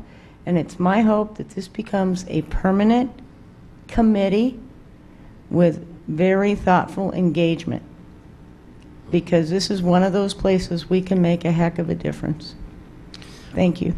Yes, I did want to note and show my appreciation to the board. This year they allotted some of their underspend at the beginning of the year, and we were able to conduct some professional development around since time immemorial. And yes, resources will be tight, but whenever we can, we'll take the best advantage of them. Associate Superintendent Tolley, were you intending to speak? Okay. Thank you. Excuse me. Director Burke, please. I wanted to just throw one more quick comment on to try to reply a little bit to some of the concerns that were brought up. I also didn't, I would be remiss if I didn't thank all of the members of the Ethnic Studies Task Force that are working on that recommendation. And I had the pleasure of joining them for half of a meeting. And so some of the conversations that we're having were alive and well in that group. Some of the items that come up on the Post-it notes include things like rigorous professional development, and the appropriate level of training for teachers, and supporting and protecting teachers that are having some of these courageous conversations, so they can operate in a safe place as they're putting themselves in some ways out there on behalf of this initiative. And so I just wanted to let folks know one of the other directives was around the definition of ethnic studies, because even the people in that room, if you asked each of them, gave them a 3x5 card, said, write down what this means to you. For people that are all on the same page about how important this is, you would probably get 5 different results. And so we're not going to hit that goal if we don't have that upfront alignment. So that's part of the work that they're doing. Define it, identify what we have in the district, the inventory, and look at it as a gap analysis. What are we missing to get from where we are to where we need to go? And then we can look at some sort of a phased implementation. So I think there's really thoughtful work going on there, and I'm super excited to see it progress. So thank you again. Thank you very much, and thank you very much to the folks in the audience that are here for this resolution. Much appreciated, and for your hard work to get it here.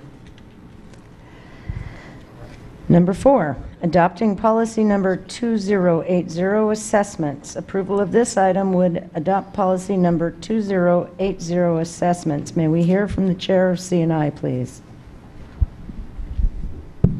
This was also discussed for multiple months this year and was brought forward on June 12th for consideration. Good evening. Presenting again on this. Before you draft policy 2080 on the assessment policy. Its purpose was to solve the overlap and gaps between policy 2090, program evaluation, and 2163, supports and interventions. The original policy text was developed through benchmarking other districts' corresponding policies, and in the months since that time, there was considerable public engagement as well as board review that resulted in a large amount of feedback and some pretty clear revisions in two major areas. One set of revisions involves student and parent rights in connections with test administration, particularly with assessments such as the Smarter Balanced Assessment. There was explicit language added to ensure that students were not in any way provided a negative experience when not participating in the test for any reason. In fact, we, instead of using the word opt-out or otherwise, we changed that language to simply say not participating for whatever reason. The language is added to the corresponding parts of the superintendent procedure that was also developed. Another set of revisions involved how district-wide assessments were selected and the board's involvement. Although the draft does not include a specific board adoption process, it does expand greatly the board review of adoptions of assessments. All assessments, for example, for district-wide use will be reviewed by the board, with the exception, of course, of any tests that's mandated by state or federal accountability. And the policy takes note of the role of the Seattle Public Schools SEA Joint Assessment Steering Committee in terms of its role in reviewing and identifying district-wide assessments and developing recommendations, as well as finding ways to reduce the impact of testing on instructional time and student access to resources. It also discusses how that committee will review how any test adopted by the district is valid, reliable, unbiased, with consideration of the needs of all students, including those who are receiving special education services, as well as ELL services as well, and the fact that this information is something that needs to be reviewed by a curriculum assessment committee as well. And lastly, in the service of transparency, annual assessment report will be prepared for the full board, which indicates all assessments being used district-wide within the Seattle schools, as well as an overview of the selection processes being utilized for assessments not mandated by state or federal requirements. And of course, all assessments that have contracts exceeding the threshold set forth in policy number 6220 will continue to be reviewed for approval by the school board, as is the practice currently. So I'll stop and take any questions. Thank you. Comments, questions, concerns by my colleagues? Director Pinkham. And part of the superintendent policy, one of the section C, school leaders will, just know there's actually a typo in the second to last bullet point. It says develop a plan that provides learning activities for students who do not participate in an assessment. Doesn't say they have to implement the plan. Did they just say they have to develop one? I think it is implied that part of our supervisory duty is to ensure that test administration, aligns with both the policy and the procedure. Okay, yeah, because I know some of the community's concern was when they opted out that their child wasn't in an opportune learning environment. It was loud and noisy. They couldn't really get anything done. So if we can definitely make sure that those plans will allow for such learning to occur. One of the suggestions by Director Geary was to actually, beyond the procedure, actually, develop more explicit ideas on how that can occur.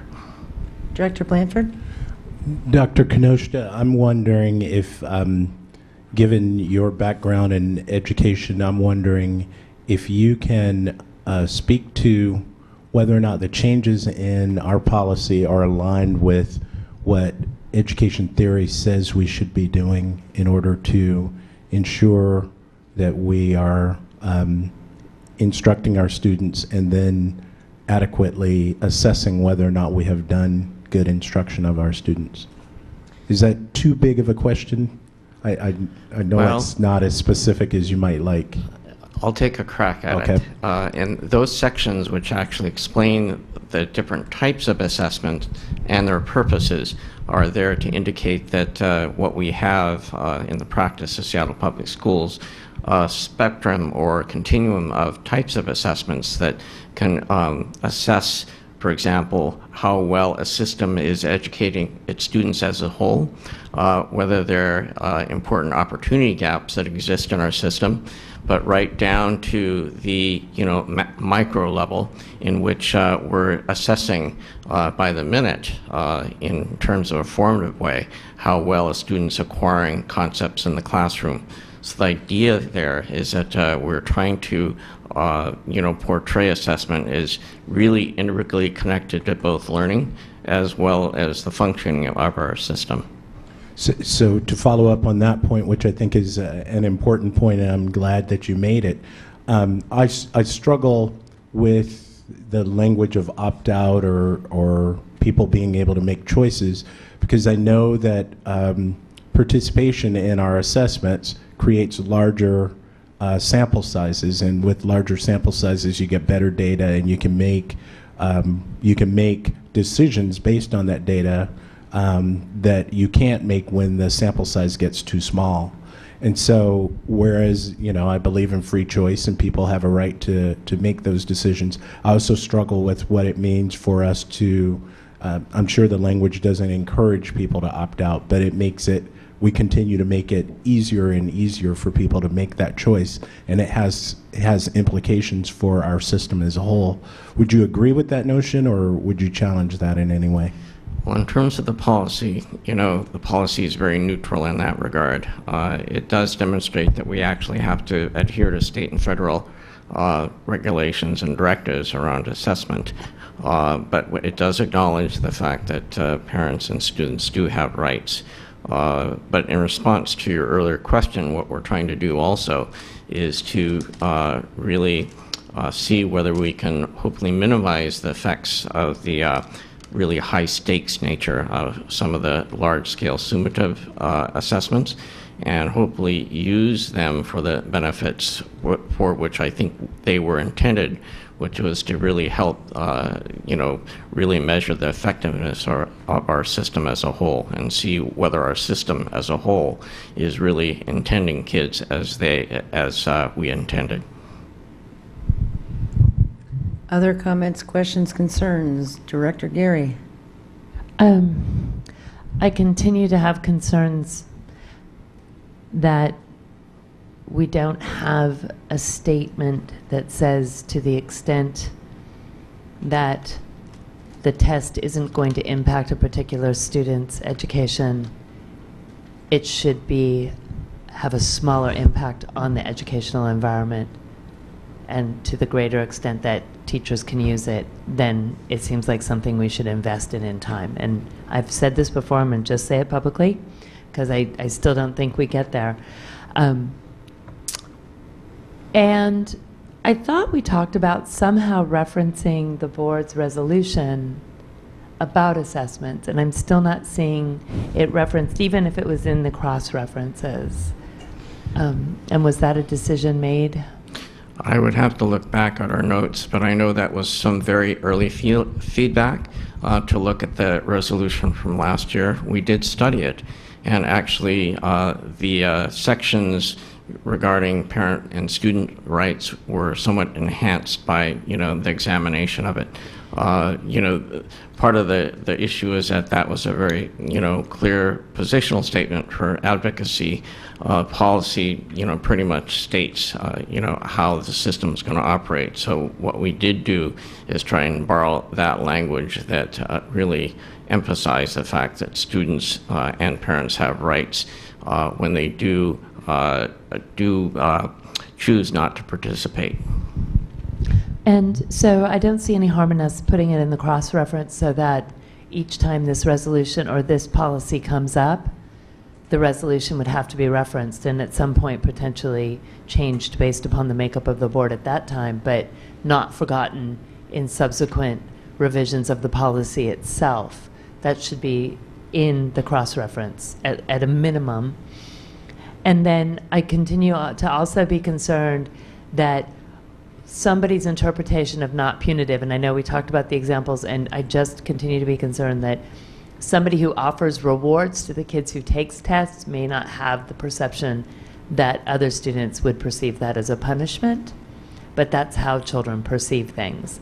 And so I want to make sure that at least in the procedures, if we're not going to state it in the policy, that we put something that says rewards for one, just something that calls that out, because that's how children process it.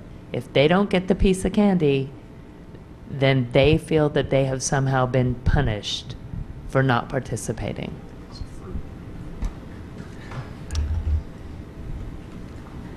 Director Burke. This is maybe a minutia question, but one of the things that came out of the C&I committee when this was moved forward for consideration were 2 requests, which look like they've been implemented. One of them was to clarify the language of district-wide assessment. It was around, the intent was if we're going to have a policy that governs assessments and governs district-wide assessments, we should have a definition of the scope. And so that is page 3 of the policy, paragraph 1. And it says all assessments for district-wide use will be reviewed by the school board. Sorry, old document, new document. It says district-wide assessments are those that are funded centrally and used by all district schools for which they are intended. And so that used by all district schools for which they're intended doesn't quite roll off the tongue. If it's not used by a school, does that mean all of a sudden it's not? Well, some assessments are specifically, intended by level. For example, there's a grade 2 reading assessment, and obviously you wouldn't do that one at any other level except elementary. So we did struggle a little bit with that, but the idea is that if you're developing a test for a particular level, elementary, middle, high, and it is across the system by grade level, then it would be a district-wide assessment. Okay, I guess Director Burke, might you suggest some editorial Scrivener changes in the interim?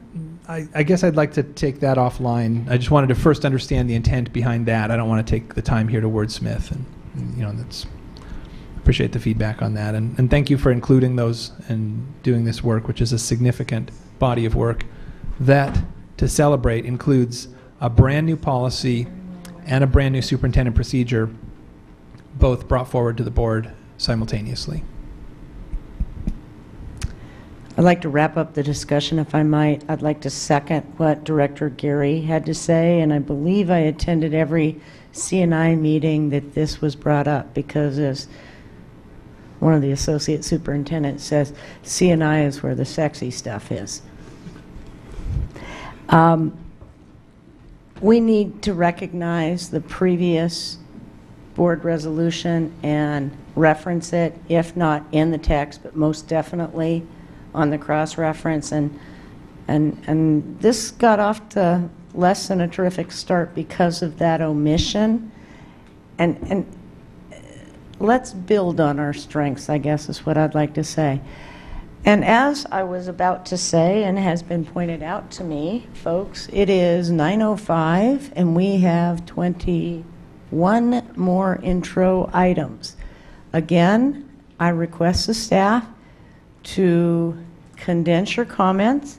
I request my fellow colleagues to ask pertinent questions, and so that we can get out of here before the lights turn off. Thank you, sirs.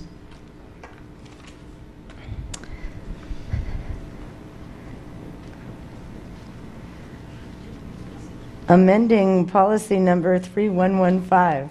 Touche. Homeless students, enrollment rights and services. Approval of this item would amend board policy number 3115, homeless students, enrollment rights and services. May I hear from the chair of ops, please? This item was heard by the ops committee on the 15th of June and moved forward for consideration. Thank you.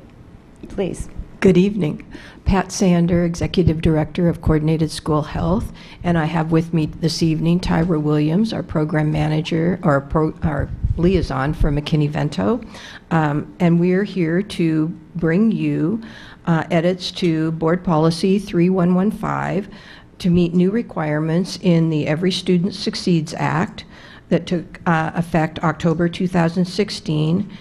These changes emphasize the district's need to remain in compliance with the federal regulations that govern the rights of students and unaccompanied youth experiencing homelessness in accordance with the McKinney-Vento Act, as well as amendments to the state law, and we've incorporated changes from lessons learned this current school year. Third substitute House Bill 1682, the Homeless Student Stability and Opportunity Gap Act, amends state laws related to improving educational outcomes for homeless students through increased identification services in school supports and housing stability. A new requirement was added to establish building-level contacts at secondary schools, middle schools, junior highs, and high schools in districts that have identified 10 or more unaccompanied youth. We also have clarified the eligibility determination that will be made here centrally. Once students are identified by schools, they will refer those identified students to the McKinney-Vento Homeless Liaison and her staff, and we will determine the eligibility. We've also provided additional clarity on the roles of school-based points of contact. We will now provide an additional point of contact in our secondary schools that have extracurricular activities, example, athletics. So the athletic directors will be an additional point of contact so that we will be able to provide the right kind of oversight of the homeless eligibility requirements. Thank you.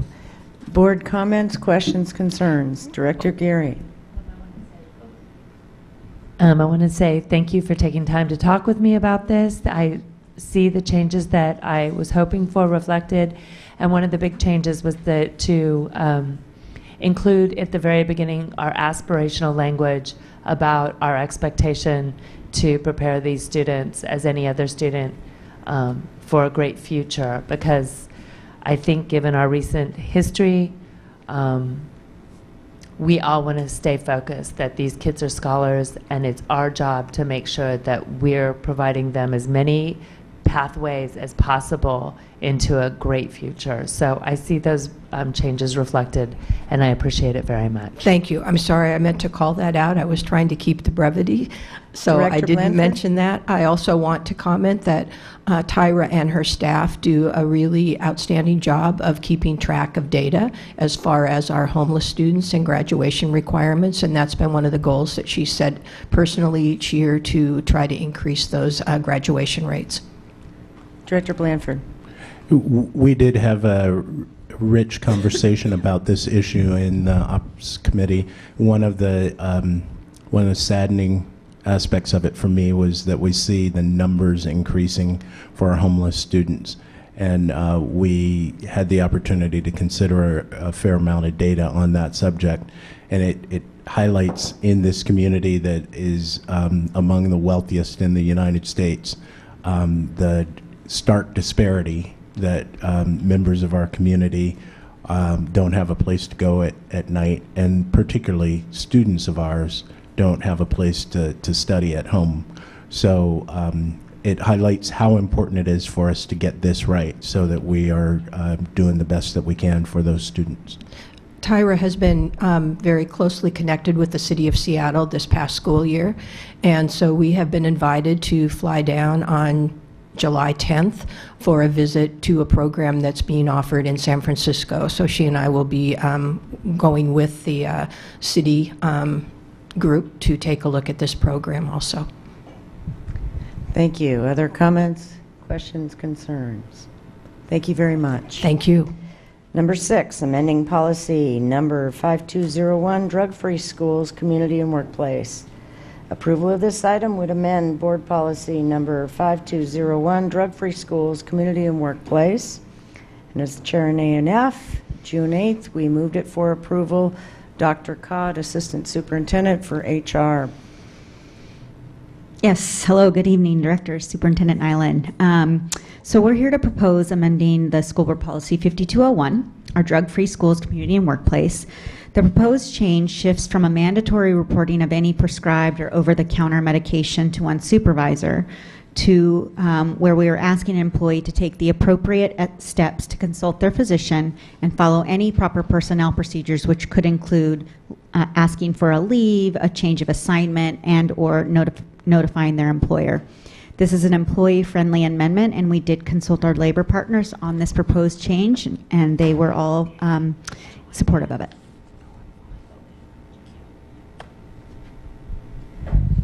Colleagues, questions, concerns? Thank you so much.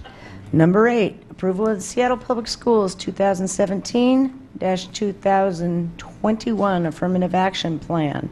Approval of this item would approve the Seattle Public Schools 2017 through 2021 Affirmative Action Plan to be submitted to OSPI and implemented by the responsible parties in Human Resources. Item 7. You skipped 7. Thank you so much. Number 7, review and approval of Career and Technical Education 2017 Annual Plan per Policy Number 2170. Approval of this item would approve the Career and Technical Education 2017 Annual Plan. May I hear from the Chair of CNI, please? This was brought to CNI on June 12th and moved forward for consideration. My name is Jane Hendrickson. I'm the interim CTE program manager, and I have the pleasure this evening to share the 2016-17 CTE annual board report. This report is required per SPS board policy number 2170. The CTE annual report outlines an overview of our current CTE programs, enrollment trends, and equitable access to our courses and credit-bearing opportunities. The report also includes 6 strategies we have been using this year to improve our CTE programs. Our CTE programs are supported strongly by our municipal labor and industry and community partnerships, where they are actively engaged in advisories and providing guidance and ongoing support to eliminate barriers to opportunities for all of our CTE and Skill Center programs. These outlined strategies will continue to guide our work into this 2017-18 school year, and we will provide an update on progress with deliverables and outcomes related to those goals in January of 2018. Thank you. Board questions, comments, concerns? Director Burke? Hello, thank you for bringing this forward, and thank you for incorporating some of the items that were discussed at the last CNI meeting as we move this forward. Some of the updated information on the data and the benchmarking that was requested by colleagues. So I want to thank you for that. And to put a very specific request on the record that the previous schedule for this report was essentially a January report. This one was postponed for a variety of reasons, but partly to integrate some of the plan components. And I think what we have in this document around the plan, the 6 strategies, reflect conversations that have been had, what we would consider high-level strategies. But when I think of an implementable plan, I would be looking for more specific tactics, benchmarks, milestones. And so I just wanted to be on record that when this goes through the next revision for January, that we flesh out those 6 strategies. And I know this is something that work is already underway and there's conversations around it, but to have that explicitly incorporated in the report will help the board build on it and, you know, hook up other folks to help support those. Thank you. Questions, comments, concerns? I'll add to mine. You've heard them before in CNI and on one-on-one conversations. I think we have not taken advantage of the extraordinary relationships that are available in this city, from mentorship programs, from labor, And we can and must do so much better and elevate and exponentiate our opportunities. And I look forward to it. The other is the datum process that the used to be called community colleges use on a regular basis, where they incorporate employment data. I think deserves a good, solid look-see, and appreciate your work very much. Thank you. Thank you. Number 8 again. Approval of Seattle Public Schools 2017-2021 Affirmative Action Plan. Approval of this item would approve the Seattle Public Schools 2017 through 2021 Affirmative Action Plan to be submitted to OSPI and implemented by responsible parties in Human Resources. This came before the A&F Committee June 8th for consideration. Dr. Codd.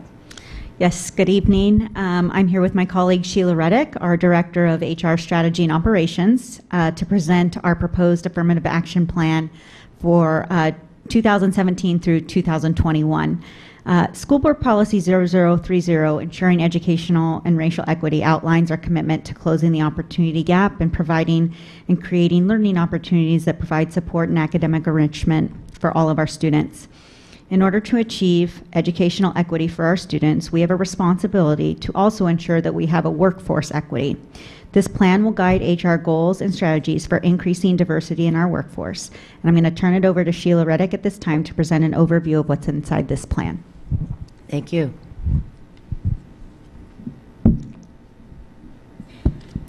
Good evening, directors. Dr. Codd and I are very excited to bring forth this new 5-year plan.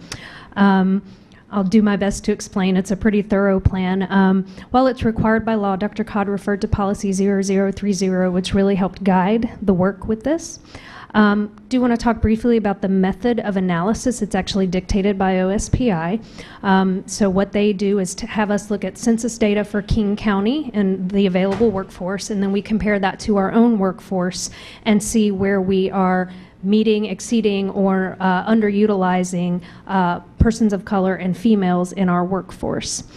For example, in King County, 23.2% of the available workforce for our job groups is comprised of people of color. In Seattle Public Schools, 32% of our overall workforce is comprised of people of color, which is 8.8% more than you would expect given local availability. We did this analysis for multiple job groups, from school administrators, teachers, classified support staff, and we were able to see where we were meeting those expectations and where we were underutilizing staff.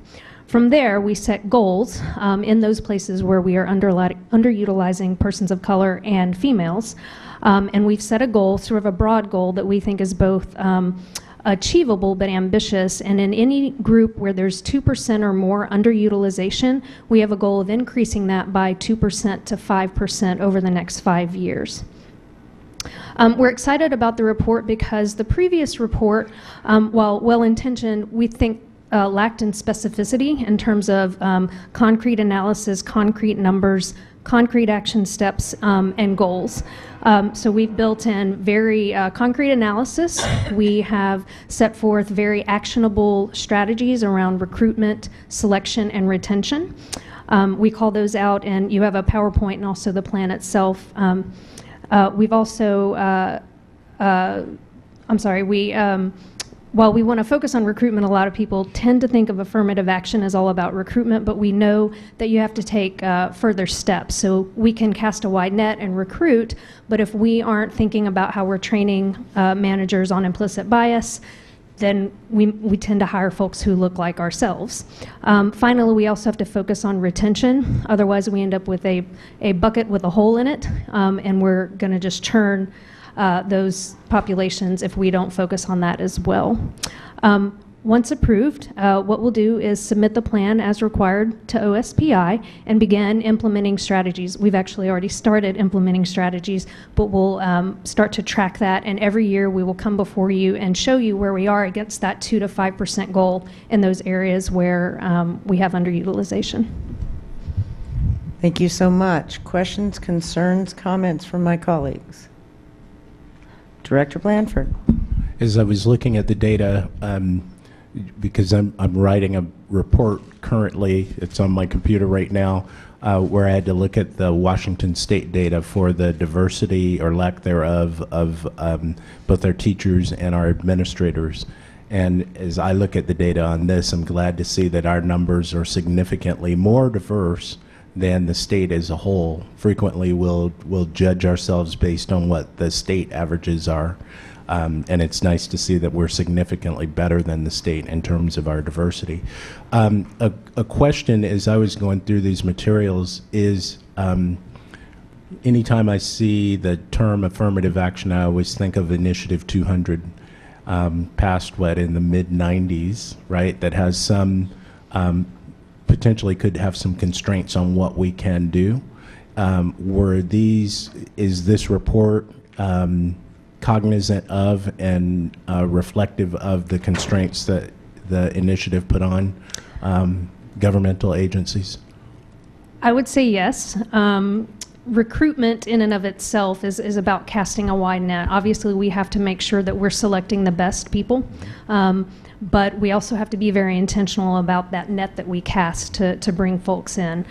For that reason, I do think that it aligns with those restrictions.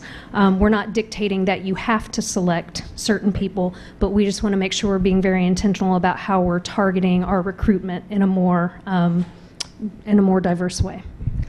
General Counsel Treat, if you might address this as well, please. Thank you. Yeah, Noel Treat, General Counsel, and I would just reaffirm what was just stated about Initiative 200. It does allow us to do targeted recruiting and even have goals. It wouldn't allow us, for instance, to have quotas or to pick a candidate purely based on that candidate's race or ethnicity. And in terms of the term affirmative action, that's still the term that's used in the OSPI regulation. So that's part of why this report uses that terminology. Thank you. My personal ask is that you work with communications and you get loud and proud about this. This is good stuff, and we need to recognize it and show it off. Thank you. Thank you. Number 9, renewal. Excuse me? Did I miss you? Okay. Number 9, renewal of Washington State Risk Management Pool coverage for fiscal year 2017 through 18. Approval of this item would accept the proposed WSRMP coverage agreement from the 2017-18 fiscal year, and that the expenditure of $1,945,585 in premium contributions to the WSRMP loss funding pool be authorized. Mr. Stout, Risk Manager, take it away. Seattle Public Schools has been a member of the Washington Schools Risk Management Pool since 2002. It's a wonderful collaboration of 135 roughly school districts, schools working together to protect schools. We pool resources, we pool learning. We've come before you every year for the last 2 or 3 years to request what's really a routine approval of the expenditure. There's very little option for our coverage that would come close to the comprehensiveness of the coverage that's brought into us through the WSRMP. 2 other points, if I might add on, as the Chair of Audit and Finance. We've gotten a particularly good rating because we haven't had any accidents or rateable issues in the last several years. And 2, we talked about your previous service on the board of this cooperative and perhaps having others in our district look at a board position in the future. Do I have comments, questions, or concerns from my colleagues? Thank you very much. I am starting to try and recruit other people. I fear that other people don't find that insurance is the most sexy thing, which is probably why I'm never going to be invited to curriculum and instruction. But we committee. still need representation. Otherwise, you're going to be on that board for life. That's a possibility. Thank you for your concern. Thank you, sir. Number 10, City of Seattle's Families and Education Levy, FEL, and Seattle Public Schools, SBS, Personal Services Contract, PSCs, for Seattle Parks and Recreation, City Year of Seattle, and University Tutors of Seattle Public Schools. Approval of this item would authorize the superintendent to execute contracts for a combined total of $1,876,000 $1,382 was City of Seattle Parks and Recreation Department. $543,492. University tutors for Seattle schools, $522,890, and city year, $810,000 for the school year 2017-18 for the purpose of providing family and education levy FEL funded activities. This came before A&F on June 8th for consideration. Mr. Stone, take it away. Good evening, directors. Yes, I'm bringing forward our 3 largest contracts so far that have topped the 250 mark for approval. Since Audit and Finance, the numbers have been locked in. As you can see, $522,890 for university tutors, $543,492 for Parks and Rec, and $810,000 for city year. Again, they're going to be at multiple schools, and the scope of work will be continuing the same that they've been doing over the past 3 years. Comments, questions, concerns from my colleagues? One real quick. Please, Director Blanford. I don't know what the history is around this, but I would hope that, and I'm not a member of the executive committee, but I'd hope this would be a item that would not be on the consent agenda for the next meeting, so that we'll have the chance to spend more time with it. So noted. Thank you for that input. Anyone else? Thank you, Mr. Stone. Number 11, approval for contract amendment with School Data Solutions for school-based implementation of MTSS Student Data Portal, in parens, RFP 09615 for approval of this item would authorize the superintendent to execute a contract amendment with School Data Solutions in the amount of $366,750 for the Student Data Portal homeroom. Chief Jesse, thank you. Yep. Good evening, board directors, Superintendent Nyland. You took away all my stuff there, Director Harris. It's really just about... Excuse me, I need to back up if I might, please. My apologies. Sure. May we hear from the chair of C&I? So this was also a June 12th item, considered by CNI, moved forward for consideration. Please continue, sir. Thank you very much. Just again, this is around amending our current contract with School Data Solutions. They have a product called Homeroom. We did 15 schools field tested this year, which includes elementary, K-8s, middles, and high schools. And so from that, we had extremely positive feedback. And so we want to move that to all schools, 102 schools next year. Questions, concerns, comments from my colleagues? Director Burt. I just want to reaffirm, I had a dialogue with Chief Jesse earlier about if other directors were interested in getting a demonstration for this product. It was something that we've had a dialogue around, and I wanted to give him an opportunity to extend the invitation if folks were interested. Thank you very much, Director Burke. Yes, tomorrow it would be the most opportune time to actually learn from the schools. So we have a couple principals presenting tomorrow at SLI at Garfield High School, right there in the Commons area, from at 10:15 to noon, and love to see a couple of you out there to learn a little bit what it is to apply this tool and how they're using it. Thank you. I have a question, if I might. I'm sorry I didn't see you in my peripheral vision. We got some data as to how often this was accessed by some of the 15 pilot schools, and it had a pretty wide range. Are we going to have that kind of data when we implement it district-wide? Yeah, some of the schools are small. I mean, there's just a variety of sizes staff, anywhere from Montlake for a little over 200 to obviously our comprehensive high school like Ballard. And so we'll be monitoring that. There's always a little bit of as you roll things out, there's the goers, then there's the ones that are right there and work with the stuff, and then other ones need more support. And so that whole continuum of development, I would anticipate initially seeing some of that, but we'll be monitoring it for. Were the 15 schools for the pilot project self-selecting? Yes, they were. Okay. I hope we have more robust buy-in than what we've seen so far. Thank you.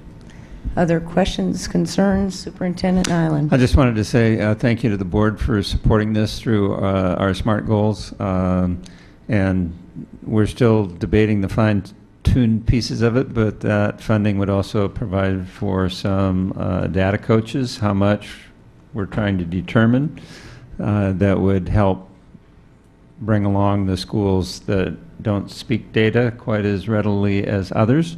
But this will make kind of what the board has asked for in terms of school-based data instantly available to all of us. So I can see it, EDSs can see it, the principal can see it, their team at the school can see it. This is a lot of stuff that people have been keeping on spreadsheets. It's going to be accessible and in one place with some training. Thank you. Other questions, comments, concerns? Okay, thank you so much. 2 seconds. Yes, sir? Quick clarification. That was 15 schools who applied out of 30. So that was not, they self-selected to apply, not that they self-selected to those. Fair enough. Thanks so much. Number 12, award contract RFP 04772 to Thought Exchange by Fulcrum Management Solutions, Inc. for the Community Engagement Platform. Approval of this item would authorize the superintendent to execute contract RFP 04772 with Thought Exchange in the amount of $325,725 for a district-wide engagement platform over a 3-year period from 2017 through 2020. May we hear from the Chair of Ops, please? This item was heard by the Ops Committee on June the 15th and moved forward for consideration. Chief Engagement Officer. Good evening. I'm Carrie Campbell. I'm the Chief Engagement Officer for the district. So tonight I'm presenting a contract for Thought Exchange, a new two-way engagement tool. And as already mentioned, it's for a 3-year contract for $325,725. There were 3 vendors that applied for the RFP. We believe that this tool will help us surface what really matters to our community, provide insights that we don't currently have access to, and bring forward voices that we aren't hearing from. Representatives from the Community Engagement Task Force both provided feedback on the criteria for the RFP, as well as sat on the selection committee. We also used the racial equity tool to guide our discovery process and questions asked of other districts that are using Thought Exchange. Right now there are 39 in Washington State. So I believe we're ready for questions. Comments, questions, concerns? Director Burke. The same question that I just had for Chief Jesse applies. Is there an opportunity where directors could hold the puppy? Maybe not a real puppy, but yes. So Sajal, do you want to speak to that? So Sajal Maheshwari, Senior Project Manager, Technology. So if you have already reached out to the vendor, and most likely we'll be scheduling something for Friday to do a demo that the board can attend to see what the tool looks like and how it works. Other questions, comments, concerns? I want to add my personal thanks, if I might. This is really exciting, and it's exciting to have seen the cross-departmental work. It's exciting to me that we brought in members of the community to beta test it, to criticize it, to shake it up, to shake it out.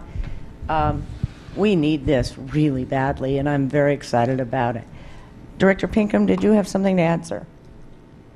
Yeah, so is this a web-based, I make sure I'm following this correctly, a tool? So it's both web-based and it can be used on a smartphone. And so one of the questions that we asked all of the vendors, we had some criteria that was pretty specific to reaching underrepresented voices and stakeholders. And we asked for a tool that has been demonstrated in other districts to both broaden engagement, but also bring forward voices that we're not hearing from. So you can use it on a smartphone application. I think the thing to stress, and is outlined in the bar, is that the tool itself is built on best practices in community engagement, so it can be applied and has been applied in real live settings where there are focus groups and the participants are using the same methodology as the technology solution. Okay. Yeah, because I'm just curious as to how then people will access this. Will they have to set up an account to use this, or is it just going to be open that anyone can comment it? Because I think back to when we had the Black Lives Matter and the email that we got inundated with from people outside of our district that seemed to not have very good comments. Yeah, so it can be both.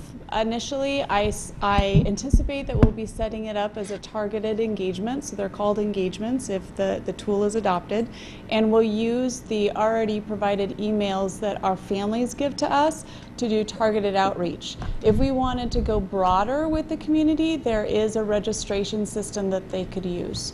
One of the suggestions from Highline, who used Thought Exchange to pass a bond that was very difficult to pass, part of their focus was to build trust with the community, is I've just lost my train of thought. It's getting late. What was your question? Repeat your question. As far as who can access this and provide input, because I hate to see that someone outside of the community starts getting a campaign and inundating us with information to lead us one way, then really isn't our community talking. Yeah, so it's a pretty contained space, but what Highline recommended is that we actually have a plan to address unsolicited feedback. So the way that it works is you ask 2 to 3 open-ended questions, and you get a lot of feedback, and it's about what matters to the community, what concerns do they have, what's working really well. And as part of the SMART goal that you just approved, on the distinguished side is to have an action plan around how to address unsolicited feedback that's not related to the question. But we would keep our parameters on who provides input pretty tight. Question. Could we set up the demonstration for the rest of the board prior to action? Yeah, so Sajal mentioned we're working to set it up for Friday, so Director Burke asked today if that was a possibility, so as soon as we have the time, we'll send it out to all of you. Thank you so much. You're welcome. Okay, Director Blanford, please. Just really quickly, as you were talking about lots of feedback coming from various communities, is there a text analysis feature that allows, just rather than someone having to read and compile all the data that's involved in this? I don't know on the technical side. So the tool actually is moderated by the vendor itself, so they're the ones who are reading through the feedback, and they're putting it in themes for us to be able to what's the word? Sift through the information and really understand what feedback has been provided. So the vendor actually provides all those services for us. So the district staff really just needs to work with the vendor to frame the questions that we want to ask the community. Okay, thank you. Okay. Please, Director Burke. I just wanted to inquire around the pricing structure. I was just going through the materials here. It looks like the what is it, San Juan Unified, or what was the San Juan Unified, they have a 5-year agreement for it looks like $392,000. We have a 3-year agreement for $325,000. And so I'm curious if there's are we getting you know, for the extra 70 grand, could we get the extra 2 years, or is there a significant difference in the scope of that? So the pricing is actually based on per pupil, so which is why the amount is much higher. I ask that because from the profile that they talk about, the San Juan Unified looks like they have 46,000 students, so it's a little bit less than us, but not order of magnitude less. And it just sort of quickly trying to triangulate it, the numbers didn't So we can go back and look at that a little more and provide more information during action. Thank you so much. Okay, number 13, RFP 01545, Athletic Trainer Support Services, final renewal of contract for the Athletic Trainers Program 2017-18. Approval of this item would authorize the superintendent to execute a personal services contract final renewal with Seattle Children's Hospital in the amount of $330,000 to provide basic athletic training services for 24 hours a week at 10 Seattle high schools beginning August 1, 2017. May I hear from the Chair of Ops, please? The Ops Committee heard this item on, or considered this item on the 15th of June and moved it forward for approval, as it did for items 14 and 15. In the interest of efficiency, I thought I'd just put that out there. Thank you, sir. Good evening. This is a pretty straightforward contract that comes to us every year. This is a renewal for our trainers. As you know, we have had a few conversations previously about our athletic trainers and the great support that we receive, and we've been very happy with Children's Hospital and the support that they give all of our teams and looking after our athletes. So we appreciate that and would like to continue to do business with them. Director Nyland, you had something to add, sir? Just that this is an awesome partnership, and we've debated whether we should have it on the list of groups to be recognized. They're a little different than other groups in that they are contracted with us, but they also provide far more services than we contract with them for. So it's just a great partnership, and we're blessed to have them as being part of the services that we're able to provide to our families. Thank you for that. Well noted. Comments, questions, concerns? Associate Superintendent Dr. Herndon, have you had an opportunity in your spare time to continue the conversation with Stan Herring? No, and it is on my list, though, to continue all the items that we said we were going to follow up with. So that's what I'm hoping to do during the summertime, is to connect with him and have a time where the two of us can sit down and continue that conversation. To me, that represents a really exciting opportunity. Absolutely. Yes, I agree. Thank you. Yes. Okay. I would like to combine 14 and 15. Can I just Excuse comment? me. I did not see you, Director That's okay. I Geary. was just hoping that Please. the 330,000, we corrected the typo before we went to, right? On 13? Yep. Was that already mentioned? It was not. Okay. Thank you. Okay. I'd like to combine 14 and 15 because they are similar. Approval of agreement with King County to purchase Orca Business Passport Products, Metro Transportation. Approval of this item would authorize the superintendent to execute a contract with King County for $2,461,364.60. And the next would be 15, approval of a contract with American Traffic Solutions for stop paddle cameras and King County interlocal agreements. Approval of this item would approve the use of cameras to detect school bus stop paddle violations and authorize the superintendent to execute a contract with American Traffic Solutions and interlocal agreements with King County. May I hear from the Chair of Ops, please? You already heard from me on both of them already. He already said to him. Okay, then. Please. Okay, members of the board, Dr. Nyland, Kathy Catterhagen, Director of Logistics, and the Orca card contract is a contract that you guys have seen every year for a number of years. And just to give you some quick facts about this, we have 8,500 students who are eligible for Orca cards. At the beginning of the year, the cost is $290 per card, which is like $29 per month for the school year.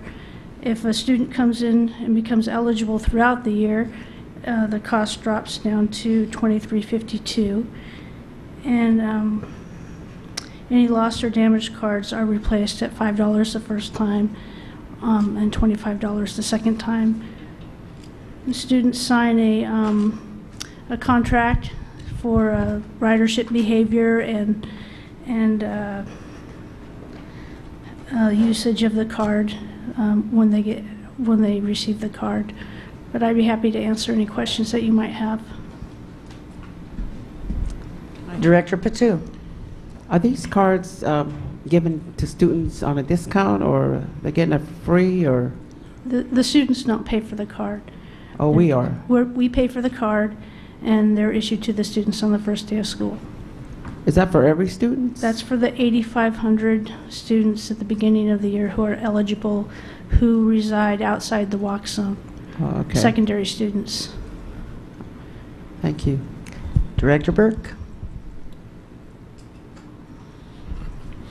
I think this has come up in previous discussions, but I want to just be on the record again asking to continue to work with the city around how we can expand this program beyond the limitations that we have in our walk zones. I think, you know, my own personal experience as a parent, having 3 kids that all went through their phase with their ORCA card, and I believe that it's made the city a safer place, because I can tell you that for my kids, there were 2 years between 16 and 18 where they were not driving because they all had ORCA cards and they were transportation friendly or public transportation friendly. And so while maybe that isn't one of our aspirations, you know, but having teenagers not on the roads during, I see some head nodding, not having 16 to 18-year-olds or, you know, that sensitive age on the roads in cars, this just further contributes to reducing traffic, public safety, student health, all those things. So thank you. I think that one was unanimous. Director Pinkham. So the number of cards that we get, you're saying that is at a reduced price for students. Is there an option for maybe some students or families to opt in and pay for their own at that reduced price as well, so they can kind of like piggyback if there are families, boy, I don't qualify, but it'd be nice if I could get the same price? We don't have that included in our contract at this time.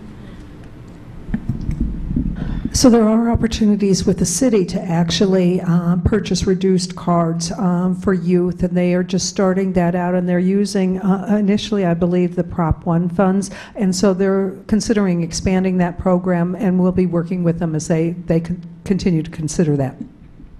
Okay. Then I assume that lost cards are paid by the students. We don't pick up the lost cards, or do we? They're paid by the student. Generally, they're paid by the student. Other concerns, comments, questions? Okay, can we talk about paddle cameras? Thank you. Okay, the Stop Paddle Camera program is an effort that we've worked on with First Student, our bus contractor, and American Traffic Solutions, which I call ATS, and King County. How this works is the district contracts with ATS to install 120 cameras on the First Student buses that will capture the images of motorists when they illegally pass a bus. Then ATS forwards the images to the King County Sheriff's Office for review and approval or rejection. And then ATS will mail the violation to the registered motorist. The registered motorist will either pay the violation, transfer liability, say, hey, I wasn't driving that car, or request a hearing to contest the citation. King County Court District will hear the contested violations, and then the citations are treated as a non-moving motorist violations, just like a parking ticket. So the reason that we brought this program forward is because in prior years we heard so many complaints from bus drivers saying that when they stopped the bus and put the paddle camera out, or the stop paddle out, that the motorists would just pass by. They would just blow by the buses, which was very unsafe for students who are getting on and off the bus.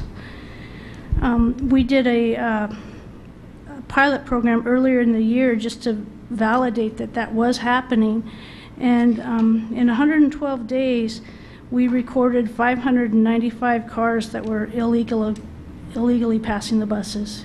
It was very shocking. So, And didn't that include a city bus?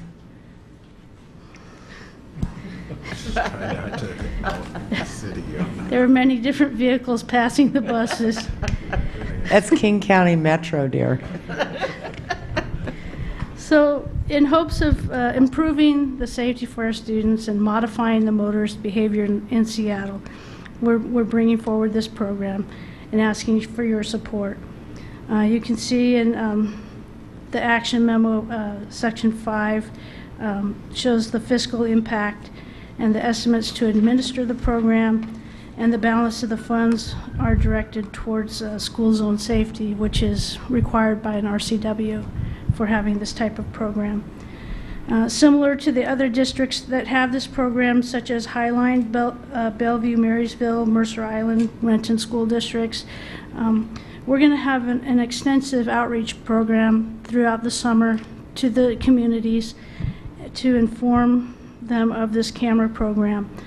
And then we will have a 1-month warning period where the images will be taken, but the motorist won't receive a citation, but they'll receive a warning letter and information about the rules of the road when you're passing a bus, that you just can't do it. Once that paddle is out, you have to stop your car.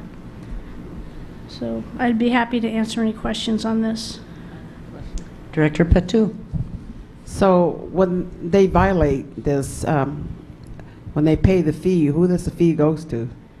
The fee will come back to the court, and then they will take their cut. You can see in section 5 of the bar, it shows the pie chart of where the funds, the citation money goes. So there's a payment that King County will get for the court fee and for the law enforcement to review the images. There's a fee to ATS for it's their cameras that are going on the buses that upload the images every day to them for an initial review and sent to the King County Sheriff's Office. And then the remaining funds will come back to the district. Is this something new that we're starting, or has this been happening? This is happening in, we're actually, it's happening in all types of districts all over the nation, actually. I know, but I said, it is new for us. It's just new for us. Oh, okay. Thank you. Director Burke. As much as I love the idea of another revenue source, I want to be really careful and deliberate that we are looking at student safety as paramount, because there's some really big dollar amounts here in terms of, I think of how a motorist could be impacted by receiving one of these tickets, if they were in a situation where they didn't have the ability to pay something like that. It's a chunk of change as compared to, parking violations, moving violations. This one is a big deal with that dollar amount. So it's, and a reasonable sized portion of it does go to the administration. So the dollars aspect makes me a little bit nervous that it has more of a revenue producing spin than a safety encouraging spin. And so my question with that is kind of the backstory. Does this implementation include like clear signage on the buses that say stop cameras in use, for example, and emphasizing that stop cameras in use, $470 whatever fine for passing a school bus, so that people really recognize at point of potential violation that they could be at risk of incurring that. So our primary concern here is the student safety, and that is the reason why we're not putting the cameras on all of the buses, just a small amount of them. And our hope is to modify the behavior of the motorist. We realize that the citation amount is quite large, and we're hoping that by,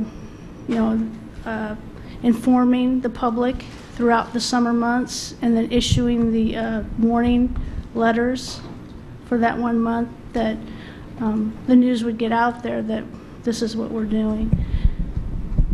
Thank you. And then a more minutia question. When I look at the financial impact, it's not really clear to me. Do we have an annual cost that represents, which line item represents our annual cost, and what budget does it hit? It's a cost per image. It starts okay. off with So cost per there's image. this is the bar represents it as an item that's over $250,000, but that's a cumulative cost plus revenue component. It's really the cumulative effect of it. So there's not a one-time expenditure or one-time revenue stream. Thank you. And for what budget does this go to? Operations? It's designated for transportation, student safety. Okay, thank you. Director Pinkham, then Director Blanford. Now, running past the paddle if it's out is currently against the law, correct? And there is a fine associated with it? Do we currently collect a portion of that? No, we don't take images at this time. Unless there is a police officer there watching somebody do it, at this point, there's no way for us to document it. That's what the cameras will be used for in the future. That's what I mean. So if a police officer is there and they catch someone, do we get part of that fund right now? So right now, we don't even get part of anything that... That's correct. Director Blanford. I came to a different conclusion than my colleague to the right. The cost is high, no doubt, but the cost of one of our children being injured is far higher than that. And we have documented evidence that it's occurring more frequently than we would like, and therefore requires some sort of an intervention. We had this conversation in the operations committee about the need to communicate to the broader public how important it is that we're going to be watching in a different way than we were before. But I don't necessarily support the notion that we need to broadcast out on the buses to people that this is coming. In my mind, it's very clear in all the information that folks get when they get their license that going past a bus is not okay. And I'm very sensitive to the idea that some student would be hurt. And I'm very pleased that the technology now allows us to be able to document. So it's almost incontrovertible that someone was passing the bus, the paddle's out, the picture of the paddle is out, and their license plate is clear in that picture. So there's not going to be a lot of ways to escape the sanction that comes with passing our buses. I hope no one in our community takes this as though this is a revenue stream. This is primarily about student safety. And I think the fine should be severe to encourage those who might want to go around one of our buses to know that's not okay. And there's a price to be paid for that. Director Pinkham. So as I go back, so if we get cameras put on these buses, is the city police or whatever going to stop enforcing their overseeing over this? And then if they catch someone doing it, they'll still keep that money. None of that money will come to us. So anything that they write up will go to them. Right. So then kind of brings me to another question. Can we maybe invest in the school zones cameras if that belongs to the city and they're collecting money from the school zone cameras for speeding? Were we ever considering investing in cameras so we would enforce that? Because it seems like almost, if safety for our students in the school zones or in buses is a concern of us, and we're getting be able to generate revenue. Again, we don't want to see this as revenue, so it's for more safety for our students. Well, we certainly as a district have worked with the city as they put the speed zone cameras in because we were concerned about student safety. And we didn't see it as a revenue generating, except for the fact that when money became available through that program, they were then using that money to put more sidewalks in, more cameras around other schools that actually were having some speeding problems. So that's really where I think the work has gone related to that. I don't think that we have any interest at this point in putting our own cameras out there in front of our schools. Okay, any other comments, questions, or concerns? Mr. General Counsel, we're good. Thank you so much. I've got a question, a clarification here. 17 through 21 are very similar motions. And is there a way to combine these without reading every word presently? And when can we do it like the legislature and do the Yes. first and last word? Yeah, no, especially here in introduction, you have quite a bit of flexibility. So I think it's fine for you to use a truncated approach and just say we'd now like to group items 17 through 21 and have those all come forward in a batch. I think that's completely fine. If you were at action, you'd have to do it more formally. But I appreciate Yeah. that, and I appreciate So, the distinction, and thank you for your I would guidance. say do what you want to do. 17 through 21, we are truncating We missed the 16. reading. 16. We haven't done 16. I apologize profusely. 16, awarding refuse disposal and mixed waste recycling collection services bid number B01753. Approval of this item would authorize the superintendent to execute a contract with Recology Cleanscapes covering the period from August 1, 2017 to July 31, 2020 in the amount of $803,994.66 annually, or $2,411,983.90 over the 3-year term of the contract. May I hear from Ops Chair, please? The Ops Committee heard this item on June the 15th and moved it forward for approval. Good evening, Bruce Scoura, Director of Facilities. I'll keep this brief. So this contract was bid in April, and Recology Cleanscapes was the winning bidder. They are also our current vendor and have fulfilled the contract successfully. So, and it is a 3-year contract with potentially 2 one-year renewals. Thank you. Comments, concerns, or questions from my colleagues? Thank you so much. Thank you. Okay, number 17 through 21, we are going to combine. We are going to get an abbreviated update. We talked about this at some length in Audit and Finance, and we moved them all 19, 20, and 21 forward for approval, and 17 and 18 for consideration. And may I take a point of personal privilege and thank Michaela Clancy for her service to the district. And Clover Park School District is their gain, our loss. Thank you very much. It's been a pleasure. So, yes. So we also did an informational item to curriculum and instruction, so you all have heard this, so I'm going to be very brief. We've also provided the updates within the BAR that were requested in committee.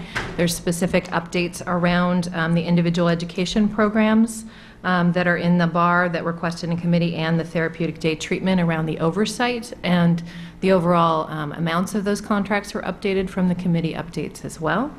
And then our RFQs are both in process for items 20 and for items 21. And just for items 20, we're still in process, and item 18.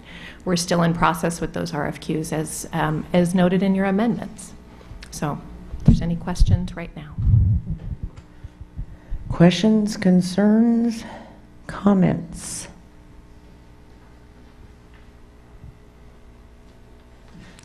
Thank you ever so much. Thank you very much.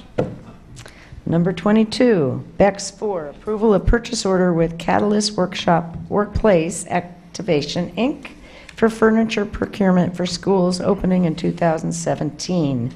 Approval of this item would authorize the purchase of furniture for schools opening in 2017 from Catalyst Workplace Activation, Inc. in the amount of $293,635.68, plus Washington State sales tax.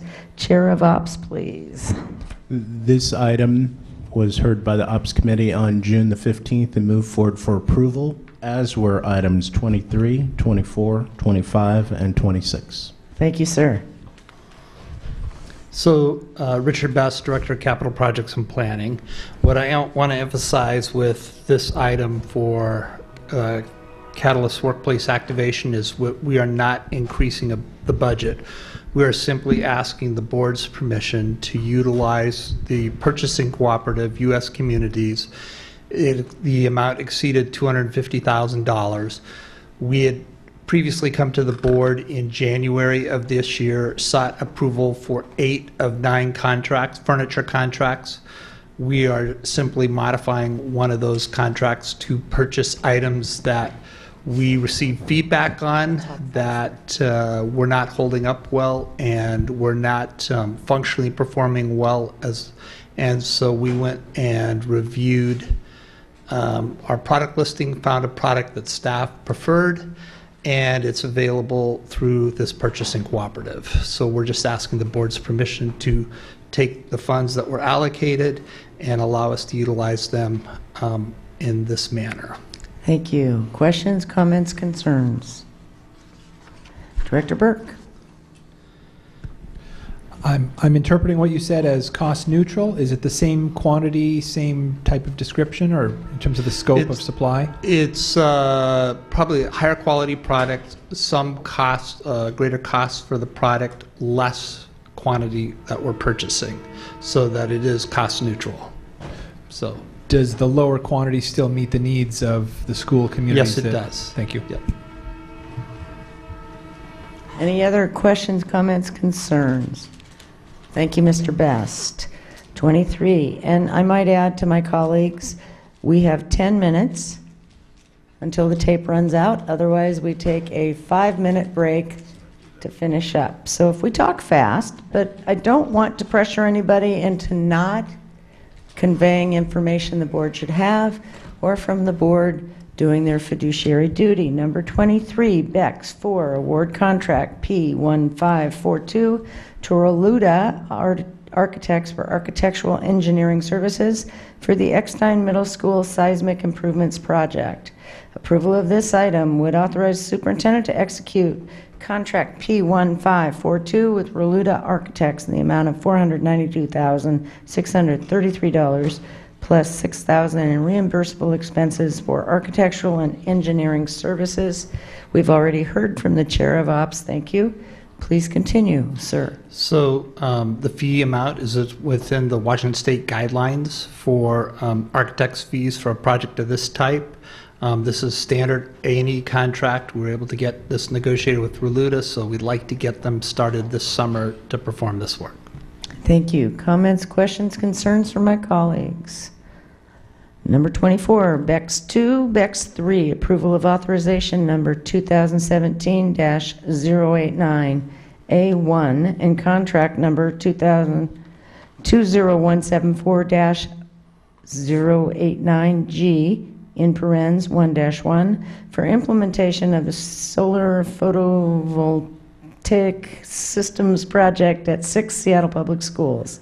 Already approved by Ops as conveyed. Approval of this item would authorize the superintendent to provide the Department of Enterprise Services a notification of funding approval for authorization number 2017-089A1 and contract number as referenced previously in the amount of $2,174,008.03 in accordance with provisions of Interagency Agreement K3865 for the implementation of an energy efficiency project at 6 schools utilizing solar technology. So these are design and construction contracts that we'd enter into with the Department of Enterprise Services. They have an energy performance contracting service they provide to local government entities, including school districts. We have been notified that we are the recipient of a Department of Commerce grant in the amount of $500,000.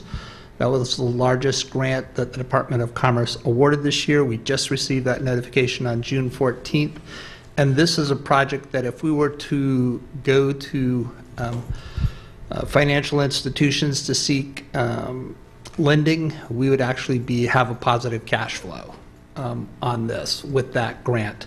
Last thing I will note is that we are in conversations with Seattle City Light. They have just announced their grant program, and while the dollar amount is zero there, we do anticipate that we will get grants. We will be submitting on July 31st for one grant opportunity for 3 schools, and we'll be submitting again in September for a grant opportunity for an additional 3 schools. We could be awarded up to $200,000 for each grant submission. So there could be more good news concerning this project. Questions, comments, concerns from my colleagues? Director Burke. In the happy case where we are awarded those grants, would those be additional sites, or would those funds apply towards these sites? Those funds would apply towards these sites, and these sites will be named in those grants. So you're stacking the funds is what you're doing?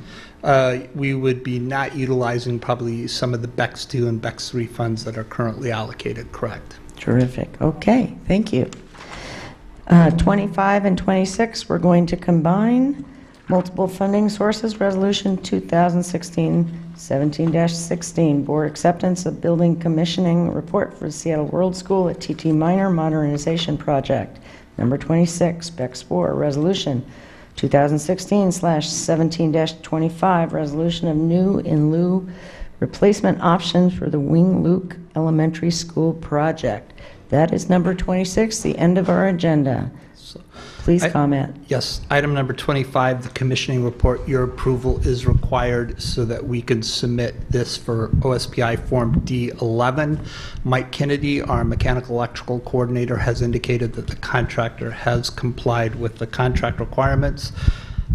Item number 26, we intend to not utilize the buildings that will be demolishing at Wing Luke Elementary School for instructional purposes. OSBI requires that we pass a resolution that notes that because we could potentially lose SCAP funding for a long period of time if we're to violate that. And so they just want to make sure the board's aware that these buildings will not be utilized for instructional purposes. Our intention is to demolish all of them. So, thank you. Questions, concerns, comments from my colleagues? Hearing none, it is 10:15 and this meeting is adjourned. Thank you.